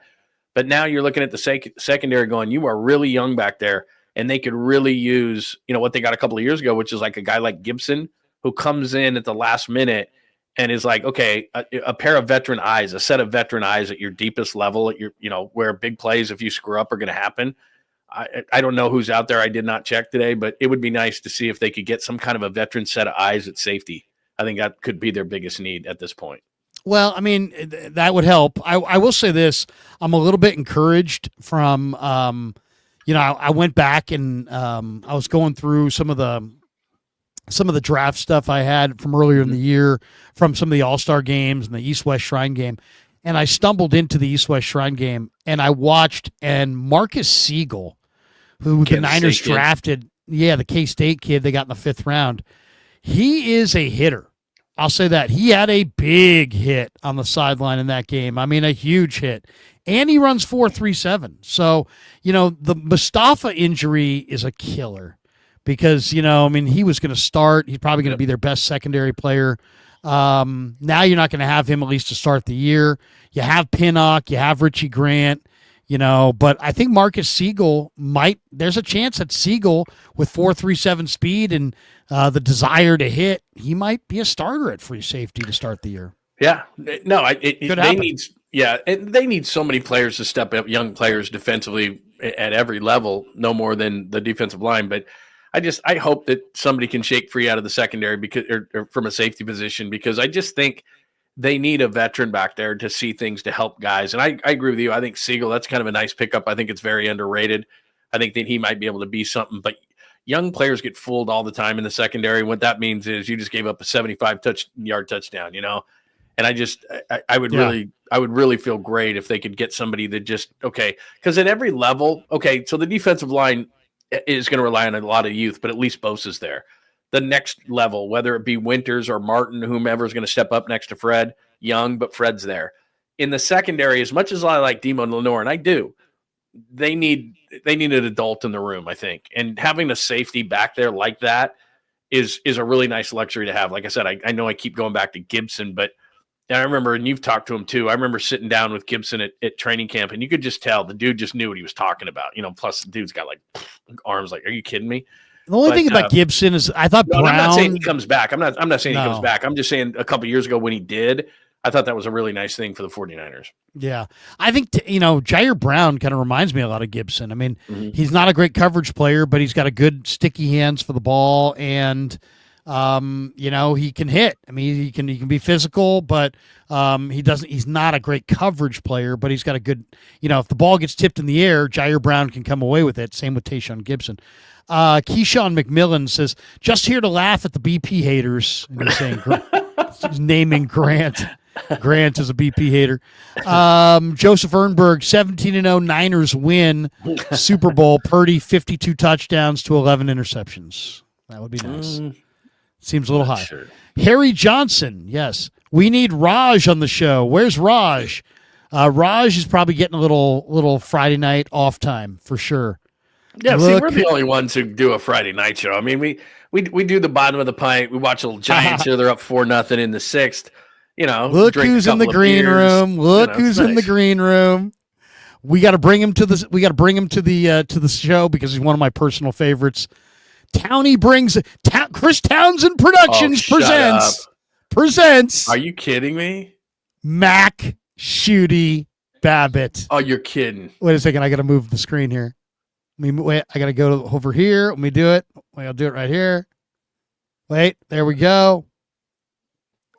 There we go. You got to be kidding me, man. Shooty. I've talked to Shooty forever, man. Oh, my gosh. This is awesome. Shooty, how are you? Man, Tony said I got a great surprise for you. I know you never seen anything like this, and he was right, man. And I You're got the best. Guys. What's up, You're the best, dude. Missed you guys. It's been a while. What's going on, dude? It has been a while. How you been, Shooty? How you? What do you think of this game, by the way? 4-0. 4-0 Giants. My whole move, man. One swing changed my whole move, bro. Yeah, one swing. I was telling Townie when they load the bases, I said, this is not the guy you want up with the bases loaded, man. Plus, they grooved one to him, too, right into his swing. Shooty, what do you think of this young A's team? I love watching this kid Kurtz at first base hit, man. What a hitter. Yeah, talk to Townie about him. He's been trying to get him here before they even broke spring training. I mean, he was the talk of the town. I mean, physical, he's athletic. He got a chance to hit and to hit with power, and he runs the bases like a guy that, can impact the game with his legs. So, man, it's a team full of young, exciting guys. I'm sure you've seen enough of Jake Wilson to see how good he is, man. It's just a matter of he'll continue to get better, and lo and behold, get up. Dude, I would agree with that. Jacob Wilson, man. I love Jacob Wilson. I love that. I knew his dad, Jack. That's how old I am. I worked with Jack Wilson in Pittsburgh. I interviewed Jack. I interviewed Jack in the Pirates clubhouse. Like years ago. Jack was a great soccer player from Westlake Village in Thousand Oaks down in Southern Cal, I think. Jerry Manuel used to talk all the time about how important it was for his infielders to kick a soccer ball around, because of the hand-eye and the foot combination as far as infielders are concerned. And that doesn't surprise me, because Jack was definitely a good middle infielder. And Townie brought to my attention that dude had 200 hits in the big leagues as a shortstop. That don't happen that often, man. Wow. By the way, you just said on Wilmer's 3-run shot now. He's killing you tonight, man. Look at that. I'm about to throw one back. John Mosky just came in here, Giacomo, and reminded me too. So, rub it in. Damn. That dude, man. My goodness. So, Shooty, how you enjoying this young A's team? I mean, they got a bunch of bats, man. They got a bunch of Rooker can hit. You just mentioned Wilson. I mentioned Kurtz, Soderstrom. I mean, there's guys up and down this lineup that can hit. What do you think of this team? I mean, I know it's a rough year and sack and the whole deal, but they play a pretty entertaining brand of ball. Well, it's kind of ironic because the type of numbers that they're putting up, the batting average and not that many strikeouts, it's typically not this team. They strike out a lot and hit a lot of home runs, and they tell you that. But I think Jake Wilson is kind of rubbing off on the rest of the club a little bit. I mean, the dude doesn't strike out. He puts the ball in play, gives you quality at bats. And for this club to be going to this series 22-22, I think is a great achievement. I mean, young with not a lot of experience, going up against the Yankees, the Dodgers, the Brewers, the Mets. They've played 26 National League games. I mean, it's amazing for them to be where they are, and there's still an upside. So I'm extremely excited. I can see why the A's organization is excited. By the way, we're talking to Shooty Babbitt. It is our pleasure. The Giants are up 7-0. Wilmer Flores has hit a couple of home runs, a grand slam, and a 3-run shot. You've been a scout for years and beat the bushes, and you just talked about Jacob Wilson. How is it, because Brock Purdy gets a contract extension, and he doesn't have the height, the size, the arm strength. Wilson's kind of the same way, even though he was a top 5 pick. Bat speed is not what people think it's supposed to be, but like you said, he makes contact. He does. How do you as a scout kind of look at that kind of a thing? Because you look at the numbers, you go, oh, he doesn't have the bat speed or this, that, and the other. But Jacob Wilson, man, the guy can rake. Well, like you just Noted, John. You look at the numbers. No, you look at the thing. I've seen the thing. I've seen Yep. how it works on the field, and I talked about it a little bit today. Jimmy Rollins was probably the most favorite guy that I scouted when I was scouting high school and college kids. And he was 5'6", 155 pounds, switch hit. If you had a model of what you look for in players, you wouldn't pay him any attention. And this was Jimmy Rollins, but just his love for the game. He was a guy that played multiple sports. He played basketball. So I went to see him play basketball because a lot of times a kid that plays basketball, you get a chance to see how he competes in one-on-one situations. And Jimmy wasn't a great basketball player. He thought he was. He can get to the hoop because he was quick, but you couldn't tell him he wasn't a good player. So I knew what the confidence, I knew what the competitor he was. And he was a guy I felt should have been a first rounder. I told my scouting director, I said, hey, man, he wanted to come in and see him in a workout with another kid, Marcel Longmire, and he ran a 6'7". He just flipped the ball around the infield, worked a little bit with the bat from each side. The day was over. We started talking. And this guy told me, he said, well, I'm sorry, Shooty. You know, where I'm from, we throw these kind back. So he was just trying to say he was a little minnow and he wasn't big enough. He wasn't strong Wow. enough. He didn't do nothing spectacular. But I told him if I couldn't tell you about a player like Jimmy Rollins, who reminded me of the player that I wanted to be, I should stop scouting. So lo and behold, this kid going to be a Hall of Famer one day. So I say all that to say this. Everything that you read on the computer, you don't see it all. And the day that they get rid of scouts, that's going to be the biggest mistake they ever make because you've been at the ballpark and you Yep. see things at the games that you just don't see on TV. And that's the same thing as far as evaluating players. So when you see somebody like Jay Willie, I saw him in Midland a couple of years ago. When I came back, when I talked to the organization, I said, I love this kid. I mean, he checks all the boxes. And he's a dog out there, man. He doesn't like to make outs. He don't make easy outs. He makes a lot of hard contact, and he's got DNA. So, You, and Yep. that's the culture of this organization. it's Yeah. so awesome to have Shooty with us, and as we chop it up during the A's Giants game, you were born in Oakland and probably grew up in Oakland in the '60s, and Born had and a raised in chance. Berkeley. Berkeley, okay, Big and you city. had a chance to watch Ricky Henderson come before you. Not Play not with him not at tons 14. before you, not tons before you, just kind of slightly before you. And we lost Ricky. We lost Ricky, and I used to see Ricky at Ricky's, believe it or not, in San Leandro for all the fights, and he always, every time I saw Ricky Henderson, I always thought, man, this guy looks like he could still play. I mean, all that, he always looked like he was in incredible shape. For those who didn't see Ricky, and I'm sure he had a huge impact on your baseball life, Shooty. What would you say to the youngster who's like, thinks that they've seen all the best players that ever played right now, and everything that's all the best are playing now in the minds of the youth. Tell us something about Ricky that would make us appreciate him. Well, first of all, when you're talking about having an impact on my career, just me wanting to put on a professional uniform, get a gold chain with my number on it. I first met Ricky as a 14-year-old, and that's when he came over from North Oakland to play on a Pony League All-Star team. And when he walked onto the field that day, I knew I had seen something that I had never seen before. And at 14, I had never been in awe of any baseball player because I could always swing the bat, and at the end of the day, that was the common denominator. But when I saw Ricky do things on the field, I knew how special he was. So that's when we became friends. So speed up to his senior in high school, and he get drafted by the A's. Big Fred Atkins get drafted by the Yankees, Ricky's best friend. Everywhere you saw Ricky, you saw Big Fred. And when they came back and they had the little nylon bags with the black handles on them with their team logos, and they had their gold chain with the little number on it, man, UCLA wasn't gonna see me. I had a scholarship to go to UCLA, but I got to give me one of them base bags. I got to give me some workout gear like that. And Man. Ricky got drafted by the same person who drafted me, Mr. Jim Gwynn, who drafted Claudell Washington and signed him because Claudell didn't play in high school. He ran track.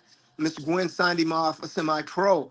But yeah, us three are on that tree. I should say I'm just a little piece of fruit on that tree because those guys bear it. Oh my gosh. But to look at Ricky and to see Ricky, he played two sports. He probably could have played in the NFL.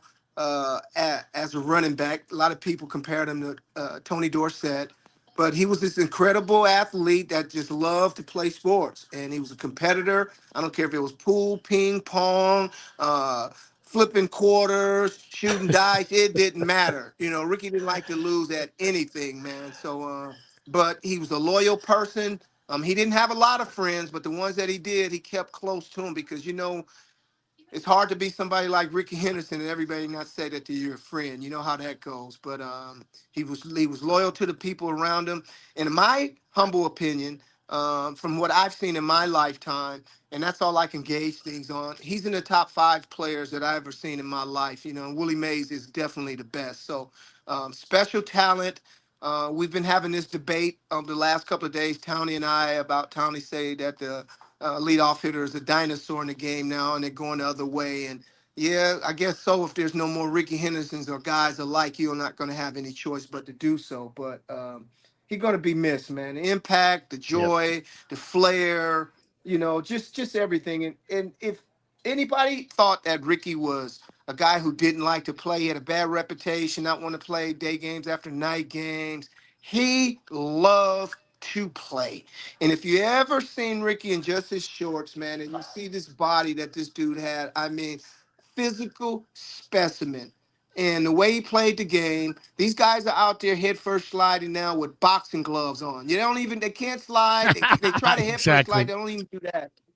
Ricky never got hurt from sliding. He beat up his body on a regular. For somebody to accumulate the amount of stolen bases and being on the ground as much as he did, and the only time the man missed games was because maybe his hamstrings were tight, and his hamstrings were bigger than John, your legs, my legs, and Larry legs put together, man. So, Man, we can't but thank you enough, Shooting, man. It's been a long time since I spoke to you, but man, you thank were the County, best, man. man. No, Thank you, thank you. I man. miss you guys, man. I've been Oh on with both of man. you guys, man. We have so much Yeah. fun, man. And this is a great and a pleasant surprise, man. I'm so happy to see you guys. Larry, congratulations with the family and everything that's been going on. I've Thank you, been man. keeping up with you a little bit. I know John been doing his thing out there a Yeah. little bit too, man. So I keep up with you guys, man. You're the Oh best, man, man. we enjoy Seriously. we always enjoy rapping with you. Hey, one last one I got to ask you because Yeah. you know, you played in 81, okay? And that 81 season was a magical season. Now, I was only an 11-year-old, but that was Billy Ball in full thrust, right? I mean, and you guys had a great year that year. I'm looking it up here. 64-45, won the AL West with Billy Martin. God, I mean, shoot, do you ever look back at 81 and just go, Jesus? I mean, I played with Ricky. I played for Billy.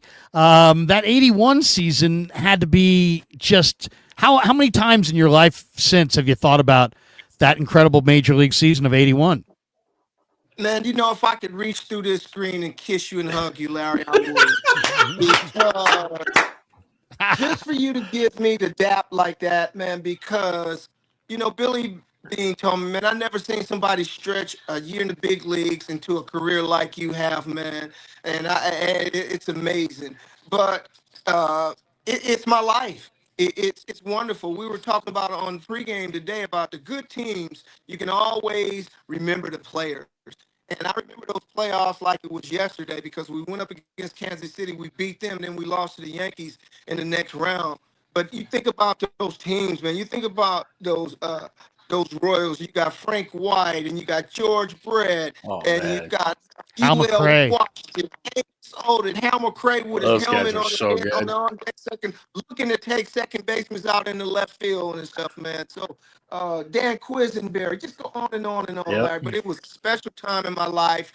It's allowed me to live in this game for, and this is my 32nd year scouting, 23rd year Wow. doing posts, and the best thing of everything after it all was said and done 6 years ago when my contract wasn't renewed with the Mets after my for 26 year in the game. You know, I didn't know where I was going to go, didn't know what I wanted to do.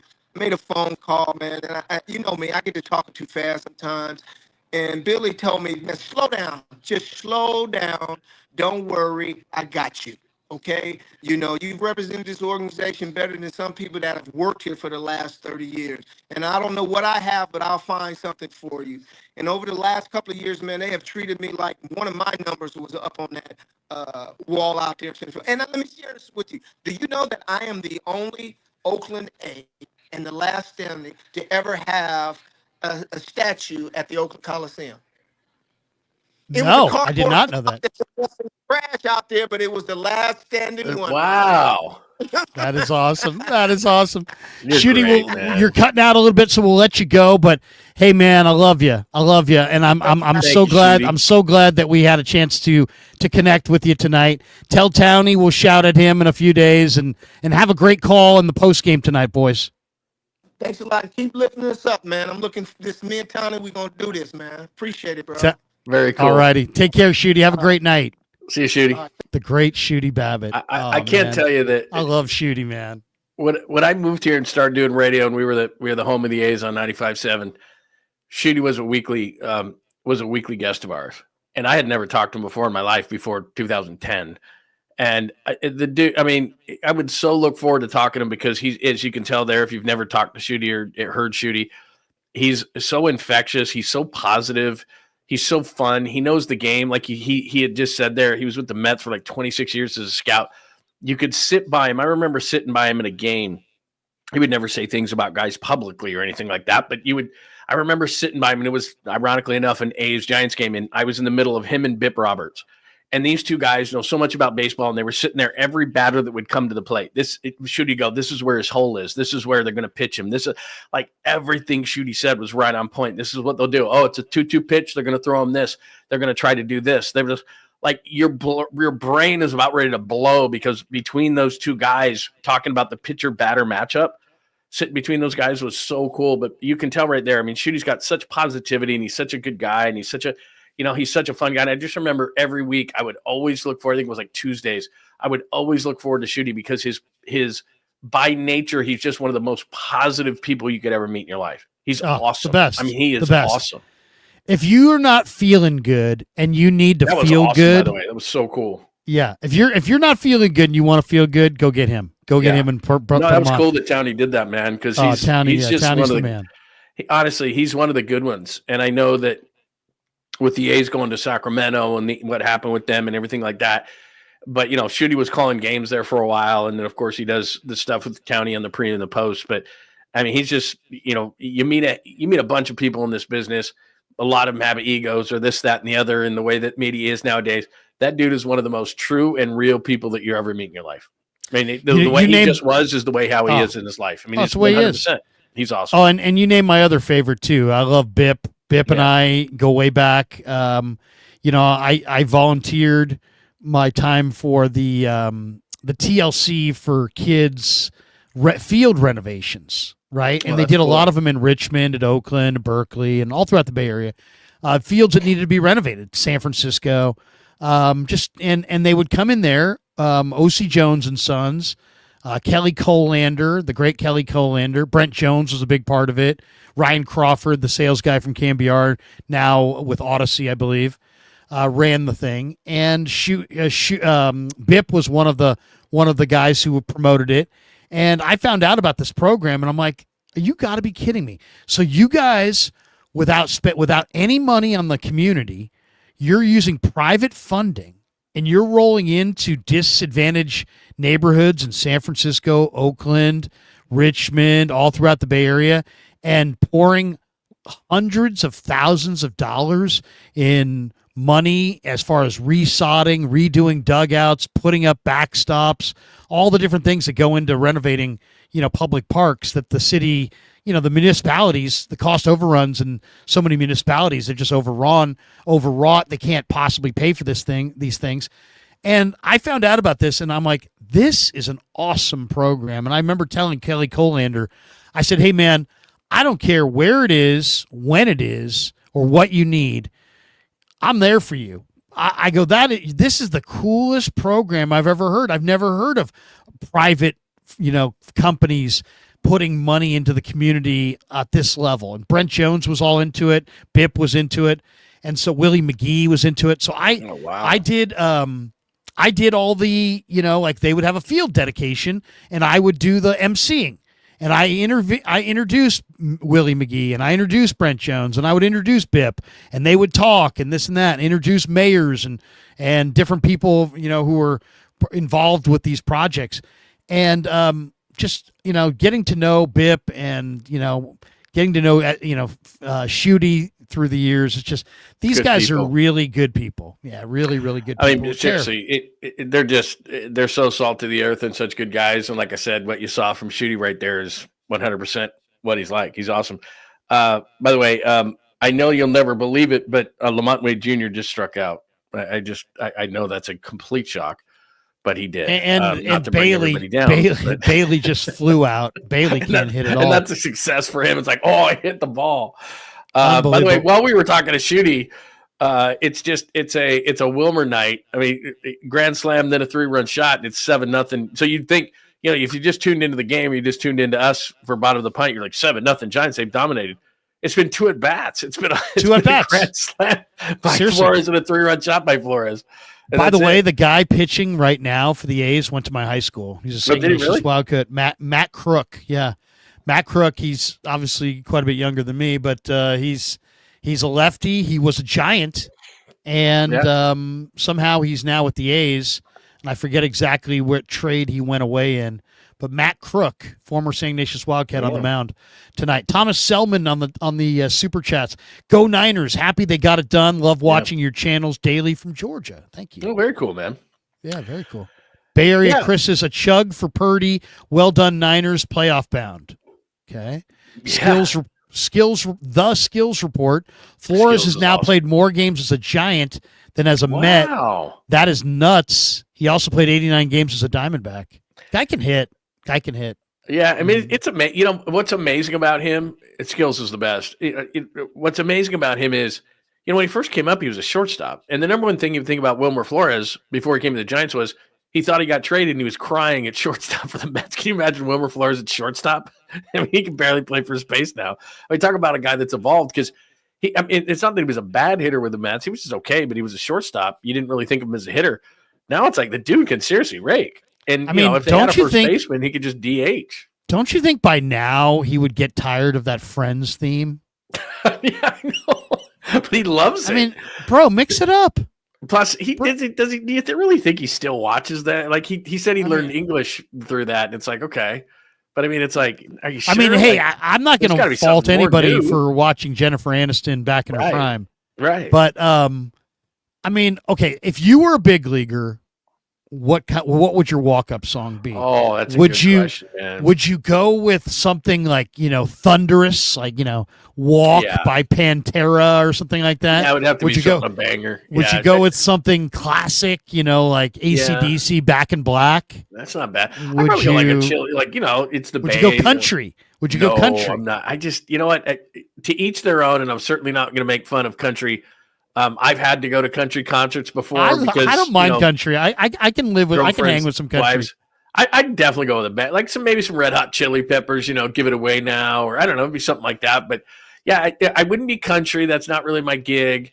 I'd probably something that would definitely. What was always funny, and I'm gonna reference an A here, like when Reddick would do like Careless Whisperer or something funny like that. Right. I like when guys would be kind of funny about it. Just kind of you'd laugh every time they do it. But yeah, I'd probably go with something pretty. Get yourself amped up, like some kind of hardcore something or other. What would you do? What's a favorite of mine? I like Lenny Kravitz. Oh yeah, not bad. I'm a Lenny Kravitz. Have you ever heard of Lenny Kravitz riff? It's called Stone Cold Player. I don't think I know. I mean, I am a Lenny Kravitz fan, but I don't know if I know that one off the top of my head. I would probably if I heard it. Let me see if I can. I don't know if I play it, I'm probably going to get demonetized here. By the way, Lenny Kravitz is probably 60 plus years old, and he's one of the most in shape people. Like he's on a complete his diet is completely opposite of mine. I got pretzels in front of me right now, and I'm drinking a beer. Like the dude is like, I don't know. He's defying logic. I don't know if that's HGH or what he got. But. Straight cold player. Oh, there you go. You got it. Look at you. Oh, right into the mic. Nice. Well done by you.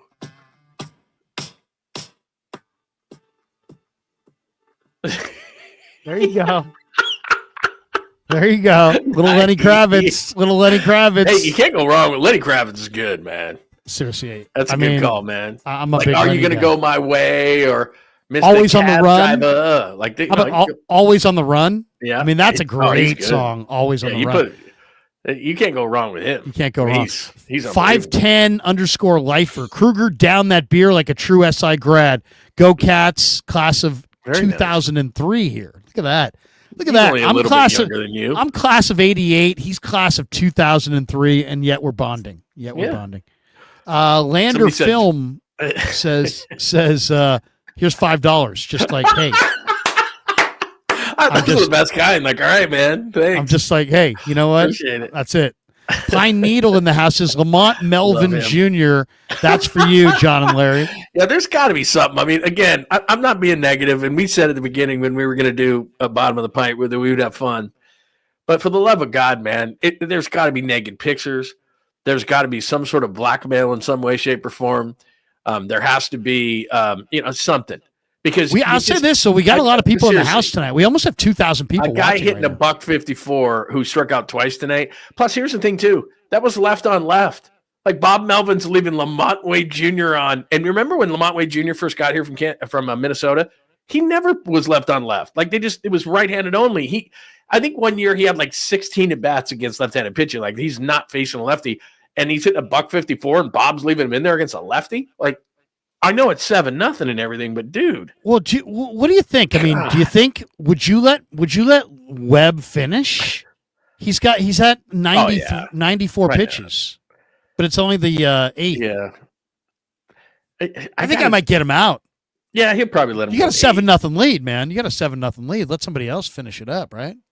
Yeah, I would think. But you know what? Again, Bob's a little old school. Depends on where he's at. I mean, he's got one out. Well, I'm behind you guys, so. It's what I have one out in the top of the 8th. Okay, I got that same thing. I got 94 pitches. What do you Urias at the plate. 95 pitches. He just fouled. So he's at 90. I don't think he lets him go out for the 9th over 100 pitches. That's just a general rule. Probably right? not. I mean, they're probably not going to let him go. If he's over 100, which he probably will be, then he probably won't let him out for the 9th. But you got a lead like this. It's like give your pen a night off. Like this. I mean, it's a great pen, but man. Couple things look at this play at first. No, he gets on. According to 49ers and NFL News 24/7, the Niners are currently in contract extension talks with Fred Warner. The aim is to get the contract done before camp opens. Yeah, that's the last one. His cap number jumps from $12.6 million this last year to $29. He's not playing on that. And then the next year, he's got actually 2 on his deal. It's $29 next year and $26.7 the year after. And you were down there. We were both down there together. Fred didn't seem worried at all about it. He was one of the people that they gave the media to when they had the first, not even an OTA, but Fred lives in town, so he came down to it. But yeah, he's not playing on 29 and 26.7. So they don't have to give him more money. They just have to kind of restructure the deal. All right, I got to ask you, my kid always says, I'll say, wow, look at that. And he'll say, Dad, it's AI. Dad, it's AI. All right, so I'm going to show you something, and you say to me, is this AI or not AI? All right? AI, oh, wait a second. Hit the wrong button. Hold on. Everybody relax. All right, hit the wrong button. Here we go. We'll share the screen. Here we go. Is this AI or not? This is a good segment, by the way. This would be a good segment. Oh, I saw this. Look at this dog. My dog can't do this.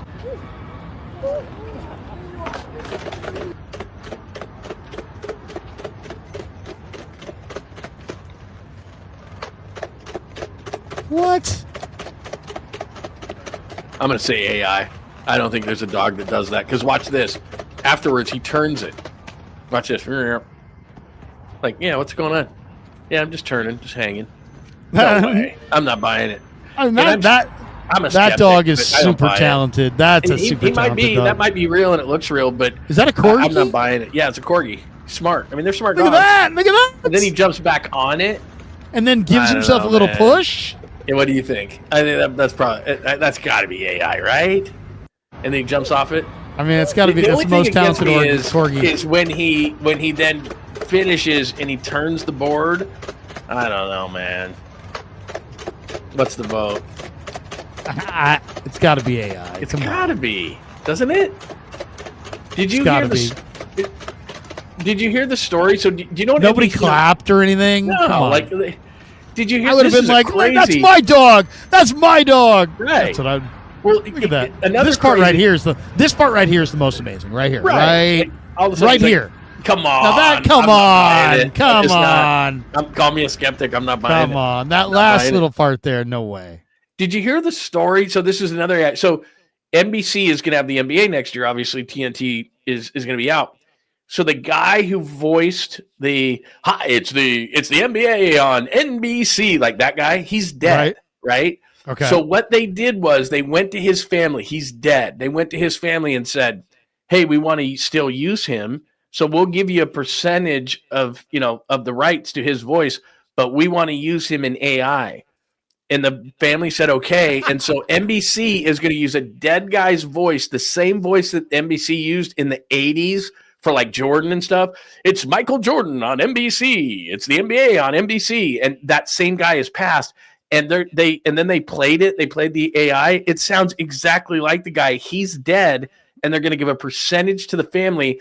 And they're going to use a dead guy's voice for the voice work on NBC. And I'm like, are you like? That's unbelievable. And so, I mean, this is what AI is going to do: is we're all going to be out of jobs because they're just going to go like, if I'm a voice work guy right now, and I know tons of these guys. Jim Cutler, for example, is the voice of ESPN, has been for years. He's going to die, and they're just going to use his voice, and they're going to ask his family, like, can we just use Why the voice not? for like a fraction of the cost? God. Maybe after we're gone, we could have our most successful show. Exactly. That's what I'm saying. Is like our job is going to be completely irrelevant. Let's just use Lund and Krueger's voice, and we don't need to deal with their, they're a big pain in the ass and all the money that they want. It's Krueger and Lund and Sons, and then basically it's you and I dead and AI, and then it's Kev and George. The continuing guy's on. name, I've got it on my screen. The guy's name, if people want to look it up, I haven't done the story, but I've had it up on my. Here it is, right here. The guy's name is Jim Fagan, Fagan. It says late NBC on NBA on NBC icon Jim Fagan will return through AI generated voice for the 2025 season. Jim Fagan is his name if people want to look it up. But how about that? So they're just like, look, we're going to use your voice, and that's going to that's it. Like he's gone, but they talk to the family. The family's going to take a low percentage, and that's it. And they're going to use the same guy that they used in the 80s, even though he's passed away. Jim Fagan is the guy's name. Wow. How about that? We're through the top of the eighth now. Yeah. A's did get a run, 7-1. Hey, also today we didn't mention the Niners added a veteran kicker today. Did you see that? Greg Joseph. They signed Greg Joseph. Not bad. That's not bad. He's not bad. He's been in the NFL since 2018. Yeah. He's played for 6 teams, 3 in the last year. Yeah. So the Niners will be this 12th team, if you count all the teams that he was rostered on. His 6th team since 2024. The reason he's struggling to stick anywhere, has often struggled with accuracy and consistency. Well, shit. I know some guy like that already. Yeah. On this team. Struggles with accuracy. That's all we need. Right. While he made all 11 of his extra point attempts last season, he missed 16 in his career. He's also missed 1 field goal attempt inside of the He's also only missed 1 field goal attempt inside of 40, but outside of 40, he's 44 of 68. So he's 64.7%, 27 of 38 from 40 to 49, 17 of 30 from 50 plus. That sucks. 17 of 30 from 50 plus. I mean, that's not real competition. Like I know they brought in a kid from Louisiana Tech that's 235 Kenny pounds. Almendarez, who was Lou Groza award winner. Yeah, the Lou Groza guy. So, if you're bringing in Greg Joseph, I don't know how serious you are. You know what I mean? Because, like you said, what Kyle Shanahan wants, and this is how you know if they're going to be serious. When Robbie Gould was kicking, he was money from 53 and in. The thing that's driving Kyle crazy is I just want to know. It's kind of like fans. If you're a certain player and you suck, at least we know you suck. Don't be good sometimes and shitty sometimes because that drives us nuts. He knew that Robbie Gould didn't have the biggest leg, but he knew from 53 and in he could count on it. And that's what Kyle liked. He liked a certain amount of certainty. The problem with Moody right now is he might hit from 55, he might miss from 39. And Kyle Shanahan can't game plan that way. So you're not going to bring in a Greg Joseph. It's a decent name, but you're not going to bring in a Greg Joseph. If you got to hit nowadays in the NFL from 50 plus, you need to be like 90%. Like Yeah. the legs that it's the got to guys be an have automatic. nowadays, yeah, you can't. I mean, okay, we start talking 58, 59, it's different, but anything from like 55 in, that's got to be money. You got to make that kick, man. And if you're missing that on a consistent basis, and it sounds like you just gave us the numbers on a guy like Joseph, he's not going to displace Moody with those kind of numbers, because Kyle wants a more consistent kicker. Maybe he doesn't have the distance or the leg that Moody may have, but in trade-off, you're going to get a guy who's more consistent, and that doesn't sound like what this guy is. He's 30. Played 3 years for the Vikings between 21 and 23. Yeah, that's what I remember. I remember him on the Vikings. But we'll see. We'll see. He's played 75 games in his career. Yeah, at least it's somebody. I mean, you were down there. I mean, the one thing, and Brant Boyer looks like a special teams coach, acts like a special teams coach, played in the league. Like, I like the guy just based on that. But this bullshit notion of, well, we're bringing in John Weeks, a 38-year-old long snapper, because he's going to give Jake Moody more confidence. Look, it wasn't Tabor Pepper's fault. He snapped just fine. You're telling me that Jake Moody, in his head, before he misses a kick, of course, is going to go, I really like this John Weeks guy. I know this snap is going to be good. Yank. But it wasn't Tabor Pepper's fault. He didn't have a lack of confidence in Tabor Pepper. He just missed kicks, and it got into his head. So when Boyer said that, I went, come on, dude, don't BS us. We're smarter than that. You're telling me that the snapper that you like is going to give Jake Moody more confidence?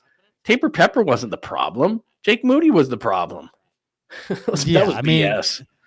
And we'll see if I don't know if Tabor Pepper has a job yet. Does he have a job? I don't think he does. I don't think he does either. Who was your favorite get in the draft? Either undrafted or draft pick wise? Was there somebody? I mean, obviously Mikael Williams was their first round pick, but was there one player that the Niners got in this draft that you're like, yeah, I really love that pick? CJ West. Yeah. I mean, you know what? I don't know what Collins is going to be. I hope he's great. 6'6" interior linemen make me a little bit nervous, but I know that, obviously Buckner was good and Armstead was good. It's just that you got to have great technique. But CJ West is built perfectly. I mean, he's 6'1", 320. He's built low to the ground. He's really strong. He's got a gregarious personality. I mean, I just like everything about him. I watched him a lot at Indiana, given the fact that, obviously, teams that were in the Pac-12 were playing in the Big Ten. So I watched probably an inordinate amount of Indiana football this year, and they were really good last year. Yeah, they were. And I thought he was a guy that might go a little bit higher in the draft. And did Flores just hit another home run? Did Flores just hit one out? Yeah. He's hit 3. He hit 3 tonight? He just hit another solo shot. Wilmer Flores just hit another solo shot. Look at that. Wilmer Flores. He has Wilmer Flores. He has 3 home runs and 8 RBIs tonight. He has all of their RBIs, and he's hit 3 home runs. Wilmer freaking Flores. This is Pablo Sandoval territory. Reggie Jackson. I was at that game, and by the 3rd home run he hit against Detroit in the World Series, people were chanting, Joe Buck sucks. It was hilarious. But yeah, 3 home runs, Wilmer Flores. When's the last time a Giant hit 3 home runs? We got to find out. My God, I looked up and I'm like, look at this. Wait a second. Look at this. Look at this. I'm going to share the screen on this one. My God, look at this one. You want a little Niner Giant crossover love? Look at this. CJ West is losing his mind watching Wilmer Flores knocking multiple homers at the Giants game. Here he is. See how ironic is that? My boy Wilmer do it again. Let's go, Wilmer. I like this guy. Let's go, bro. Let's go, Wilmer. Let's go. Bro looks like he's in the KMBR suite, by the way. That's the angle of the KMBR suite. No, he's a little bit further down the line. Oh, okay. I was going to say, because that's right. That's a pretty damn close to that suite. Been in there a few times. That is awesome. I just told you. I said CJ West, and I said the guy's got a great personality. I just said he's gregarious. That's him. Like, I like that guy. Wilmer do it I told you. And I didn't even know you were going to play this. Wilmer. So, bro. Let's go, Wilmer. Let's go. That is awesome. Yeah, I just on cue, man, on cue. I didn't know you were going to play that. I swear, I didn't know you were going to play that. I know. We didn't talk about. We didn't coordinate. That's funny. You know what I like too? Now that is cool. That's cool. I like when guys go out and because they're down in Santa Clara and stuff. And look at him. He's a big kid. He's having fun, man. He is having fun. That's a built low to the ground. 6'1", 6'2". He's listed at, I think, 317. He's probably a couple more sandwiches than that. And he just looks, and the Niners clearly have a different philosophy inside. They want some run stuffers to keep guys off of Warner. And the reason they took Martin, who's 220, he didn't even look that big when they interviewed him. He was a speed guy. They want those two guys inside. They don't have to rush the passer, push the pocket, of course, make the quarterback step up into a Bosa or Mikael Williams, but they want to they want to get those guys off Warner and Martin, and they want those guys to make plays. And that's why they drafted those guys. So, yeah, I like that kid. Plus, I just said, before you even played that, I go, he's got this gregarious personality. He's fun. He's funny. I like guys like that. And you can tell he's confident. That was cool, man. He's wearing 99, too. He got rid of 50. He got rid of 50 for 99. We got a couple more supers here. We got this one from Tangy. He says, do you guys catch the victim impact statement in a courthouse given by AI on behalf of a dead person? No, I did not. No, I don't think I saw that. I did not. But that's what I mean. AI is gonna. I'm telling you, man. Like in media, for example, like you could do easily with a number of different programs. You could make it sound like Kyle Shanahan said things, or some people said things. Like you could have recordings. You've seen those mock-ups of Kyle's presser. And he's he's sitting there going, Kittle just sucks. And if he could just catch the ball, and then, all those things. I mean those they are make him funny, but you could be like, hey, I, had a recording and here's what he said. And it's like, how do you deny it was him? Like, and he could come out or anybody, any kind of public figure could come out and say, that wasn't me. How the hell would you know? Let me also say this. Man. As somebody who's done radio for a long time, you and Greg had, when you were at 95.7 The Game, the Truth Machine. Oh my God. Been stolen by everybody and their brother since. Nobody ever cited their source. Nobody ever said, oh yeah, John and Greg did this. But you guys had the Truth Machine. And the original. Tolbert and Copeland kind of stole it for a while on their show for a while, and now Copeland and Derek Papa sometimes will go with it. But there is something about the Truth Machine that was just epic. Well, but when you guys had it really rolling back in the day, it was so funny. It was the best. It was so much the best. It's really before the media of today happened, because you couldn't do that anymore because people get offended. But the origin of that whole thing was, so we used a computer generated voice to say, this is what Kyle really meant to say, or this person meant to say, or that person meant to say. And so you could obviously it's computer generated voice, right? I hate George Kittle, that kind of a thing. Right. But nowadays you could do a Truth Machine and it would sound just like them. And then people, because people are tuning in and out all the time. And all of a sudden they're like, wait a minute, did Kyle really say that? Because it's his voice. Like I said, the dead guy from the NBC on NBC, he's going to be Jim Fagan. He's dead, and he's going to be the voice of NBC. Like, how could you tell the difference? And I know programs personally, and if I know, a lot of people know better ones, but where I can talk into it, it asks me to talk for 2 minutes, and then it can AI my voice.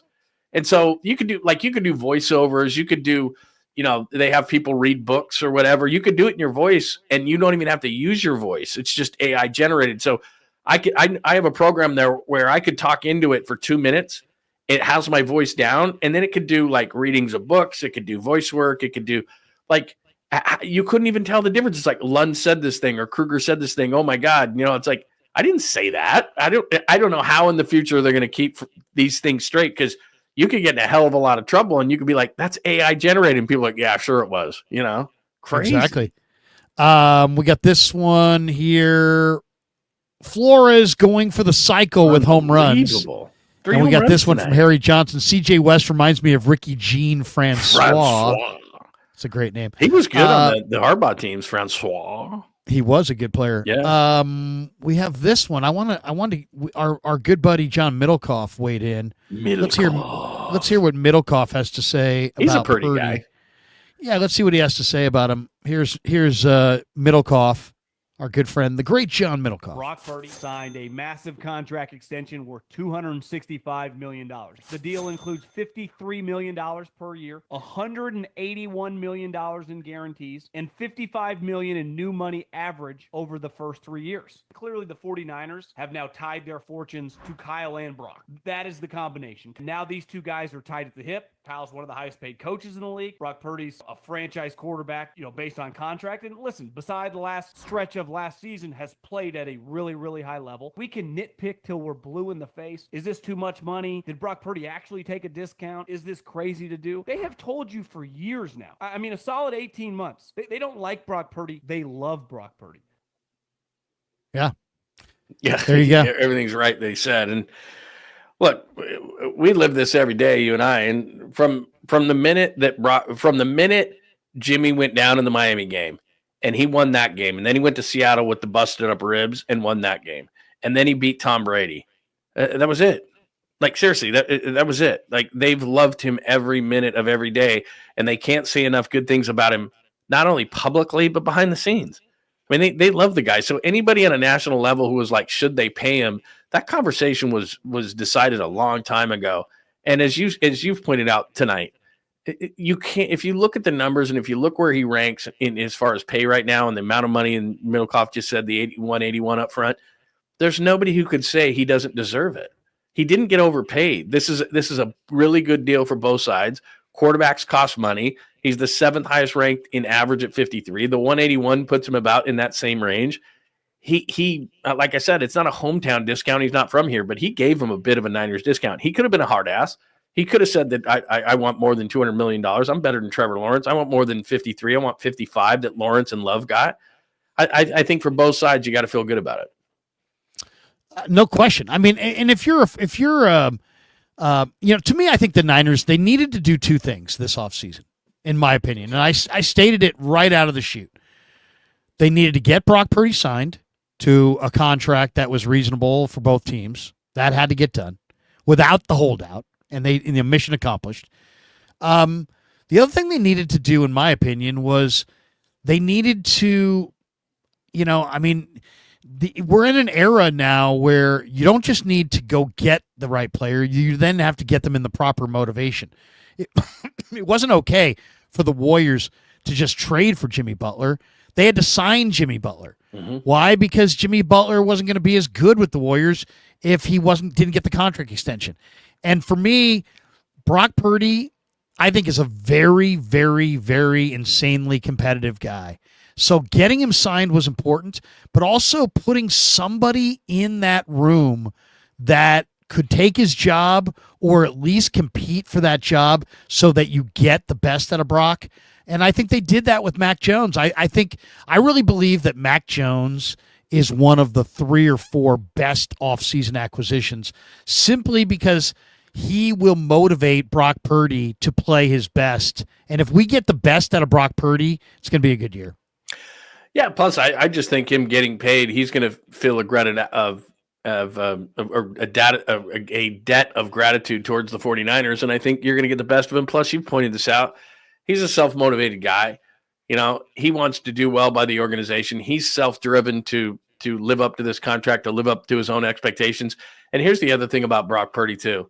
He ain't hanging with a posse. You don't have to worry about him getting the money and going crazy or saying, taking a deep breath and saying, I've made it. There's two kinds of people in this world. People who then get to a certain place and they've plateaued and they feel like they've made it and they stop. Or people who get that kind of money and then they want to prove that they're worth that kind of money. And that's what Brock Purdy is. He's the type of guy that's going to get this money and he's going to hit the pedal to the metal even harder. That's just the way he's going to do it. So, look, he does, and you and I have talked about this tonight, he needs players around him like all quarterbacks do. So some of it is related to who can stay healthy this year. But as I said, I know that guys are going to try to say this on Monday from a national level. They just don't know what they're talking about. This is a good signing for both sides. And to me, it's even a bigger thing of the timing of the signing. They got Kittle done early. They got Brock done early. Maybe they've learned a new philosophy, which is let's stop signing these contracts in August and September and having holdouts and hold-ins. It's huge. I'm sharing the screen. Wow. Wilmer Flores has the same number of RBIs as Aaron Judge. Who would have thought that? And it's the middle of May. It's the middle of May. John, that's incredible. Are the Giants for real? Yeah. When you're a quarter of the way into the season, I think that then you can finally say that. Like, I wait until the 40-game mark and to say that. But look, if you just look at logic of the Giants, They've got a great bullpen. That's not going to change. I actually think the starting pitcher is going to get pitching is going to get better, and I think they're going to put Jordan Hicks in the long role, which I think he's better suited in that role. I think Birdsong is a really talented pitcher, so I think the starting pitcher is going to get pitching is going to get better. I think the bullpen's legit. I think, like I said, if you go out and you get yourself a Rhys Hoskins, all of a sudden your offense, only Bailey would be a weak spot, and he's good enough defensively to carry that, but you can't carry 2 weak bats. And now that Fitzgerald is back instead of Koss, this is a legit team. Now, are they going to challenge the Dodgers? I don't think so. But in terms of if you want to say what is legit, are they legit? They're a legit playoff contender. And I think going into the season, you'd have taken that as a Giants fan, right? It's over. 9-1. The Giants beat the A's. God, and you're getting Duvall back. I mean, Walker scares you a little bit, and he's admitted to the mental issues. But Duvall's pitching like when he was an all-star, I mean, that's big. Who's going to be the player of the game on the wrap? Oh, come on, Smoothie. You took my guy. Oh, come on, Krueg. Come on, you took my guy. That's my guy. Flores is my guy. If a guy hits 3 home runs, y'all just have to take him. Like, come on. I'm sorry. You said Flores. I'm saying Flores. Like, seriously. How many Somebody will say games, Logan Webb just for the heck of it, but come on, man. I'm trying to think how many games I've ever been at where a guy hit 3 home runs in a game. I was at the World Series. That's it. It's the only one I've ever seen where Pablo did it. Yeah. Reggie Jackson did it in Game 6 of the 77 World Series. 3 swings, 3 pitches. I think it was Charlie Huff, Bert Hooton. Ooh, look at you. And I don't know, Mike Terry Marshall? Forster or something like that. I don't know. I don't remember. But, we saw Reggie do it. Yeah. We saw Pablo do it. Willie Mays, amazing. Willie Mays hit 4 in Atlanta one year. Pablo's was amazing because it set the entire tone for that series, because I remember we had covered actually the A's, and they had Scherzer and they had Verlander, and it was like, how's anybody going to beat these guys? And then Verlander goes to the mound. Pablo gets him twice. He got Albuquerque. It's Albuquerque, everybody, for the third one. And I remember because they put the media, those high seats up in left field that you see? That's where the alternative media was. So I was like so far up, but I was there. And he hits the third one. And remember, that was the time where Joe Buck supposedly took the trolley car, and we all knew that like he was a candlestick and you can't do that. But it was a Fox thing, right? And so everybody hated Joe Buck, and everyone's chanting Joe Buck sucks. I thought it was the funniest thing. By the way, I'm watching Towney and Shooty as we speak. But they all start chanting Joe Buck sucks. And I just remember, like, after that game, like 3 home runs, and it just set the tone for the entire series. Like, it was like that was it. Like, it was over. We are going to get out. By the way, Mark Whitten hit one too. You said Bob Horner, Willie Mays. Yeah, Mark Whitten. Yeah, I remember 4 home runs and 12 RBIs in a game. So it's too bad that Wilmer didn't get a 4th at bat or another at bat. Man, he might have got another one. Seriously. Right. That's gonna do it for us. We're gonna send everybody over to Dan Coach Emilio's channel. NorCal Sports Network is doing a post game right now. So everybody hit like and subscribe over here for me, for John. Go hit like and subscribe on John's channel as well. John Lund and then Unleashed, John Lund Unleashed. Give him a like, give him a sub. John's building his channel, and it's going good, huh, man? I've noticed you're building it up pretty fast. Yeah, we're no Krueg, but we're building up, and it's a lot of fun. We got a great community like you do, and we have a lot of fun with it, man. So I'm there Monday through Friday, 8 a.m. I start early Pacific time. Tomorrow I'll have a show at 10 a.m. And then, like you said, you and I both do the same thing. Like today, when Brock news breaks, we're jumping back on there talking about it. So so Kyle McKiernan, subscribe and all that stuff. Kyle McKiernan says, get over to Dan's channel now. And then Jeff's like, what's Dan's channel? Dan's channel is NorCal Sports Network. And the logo is the American flag, like the California Golden Bear on the American flag, on the California state flag. So look for that. Danny's doing post game right now. Go check it out. Give him a like and subscribe. Thanks to John. Thanks to all of you. Thanks to Sharp Corners, Sports Cards and Collectibles. Thanks to Learn Key Upskill Academy. Thanks to Pig and a Pickle for being the title sponsor of the Krueg Show. Thanks to all of you guys for jumping in, all the supers. John, good stuff, man. It's been fun. We had, 2,000 people in the room. We started with like 60 people in the room. There's over 2,000 people watching right now. So thanks to all of you for supporting the Krueg Show and John Lund Unleashed. Until next time, for John, I'm Larry. Have a great rest of your night, and go check out Danny doing postgame on NorCal Sports Network. Yeah, never met a man I've been scared of. Careful, you gon' get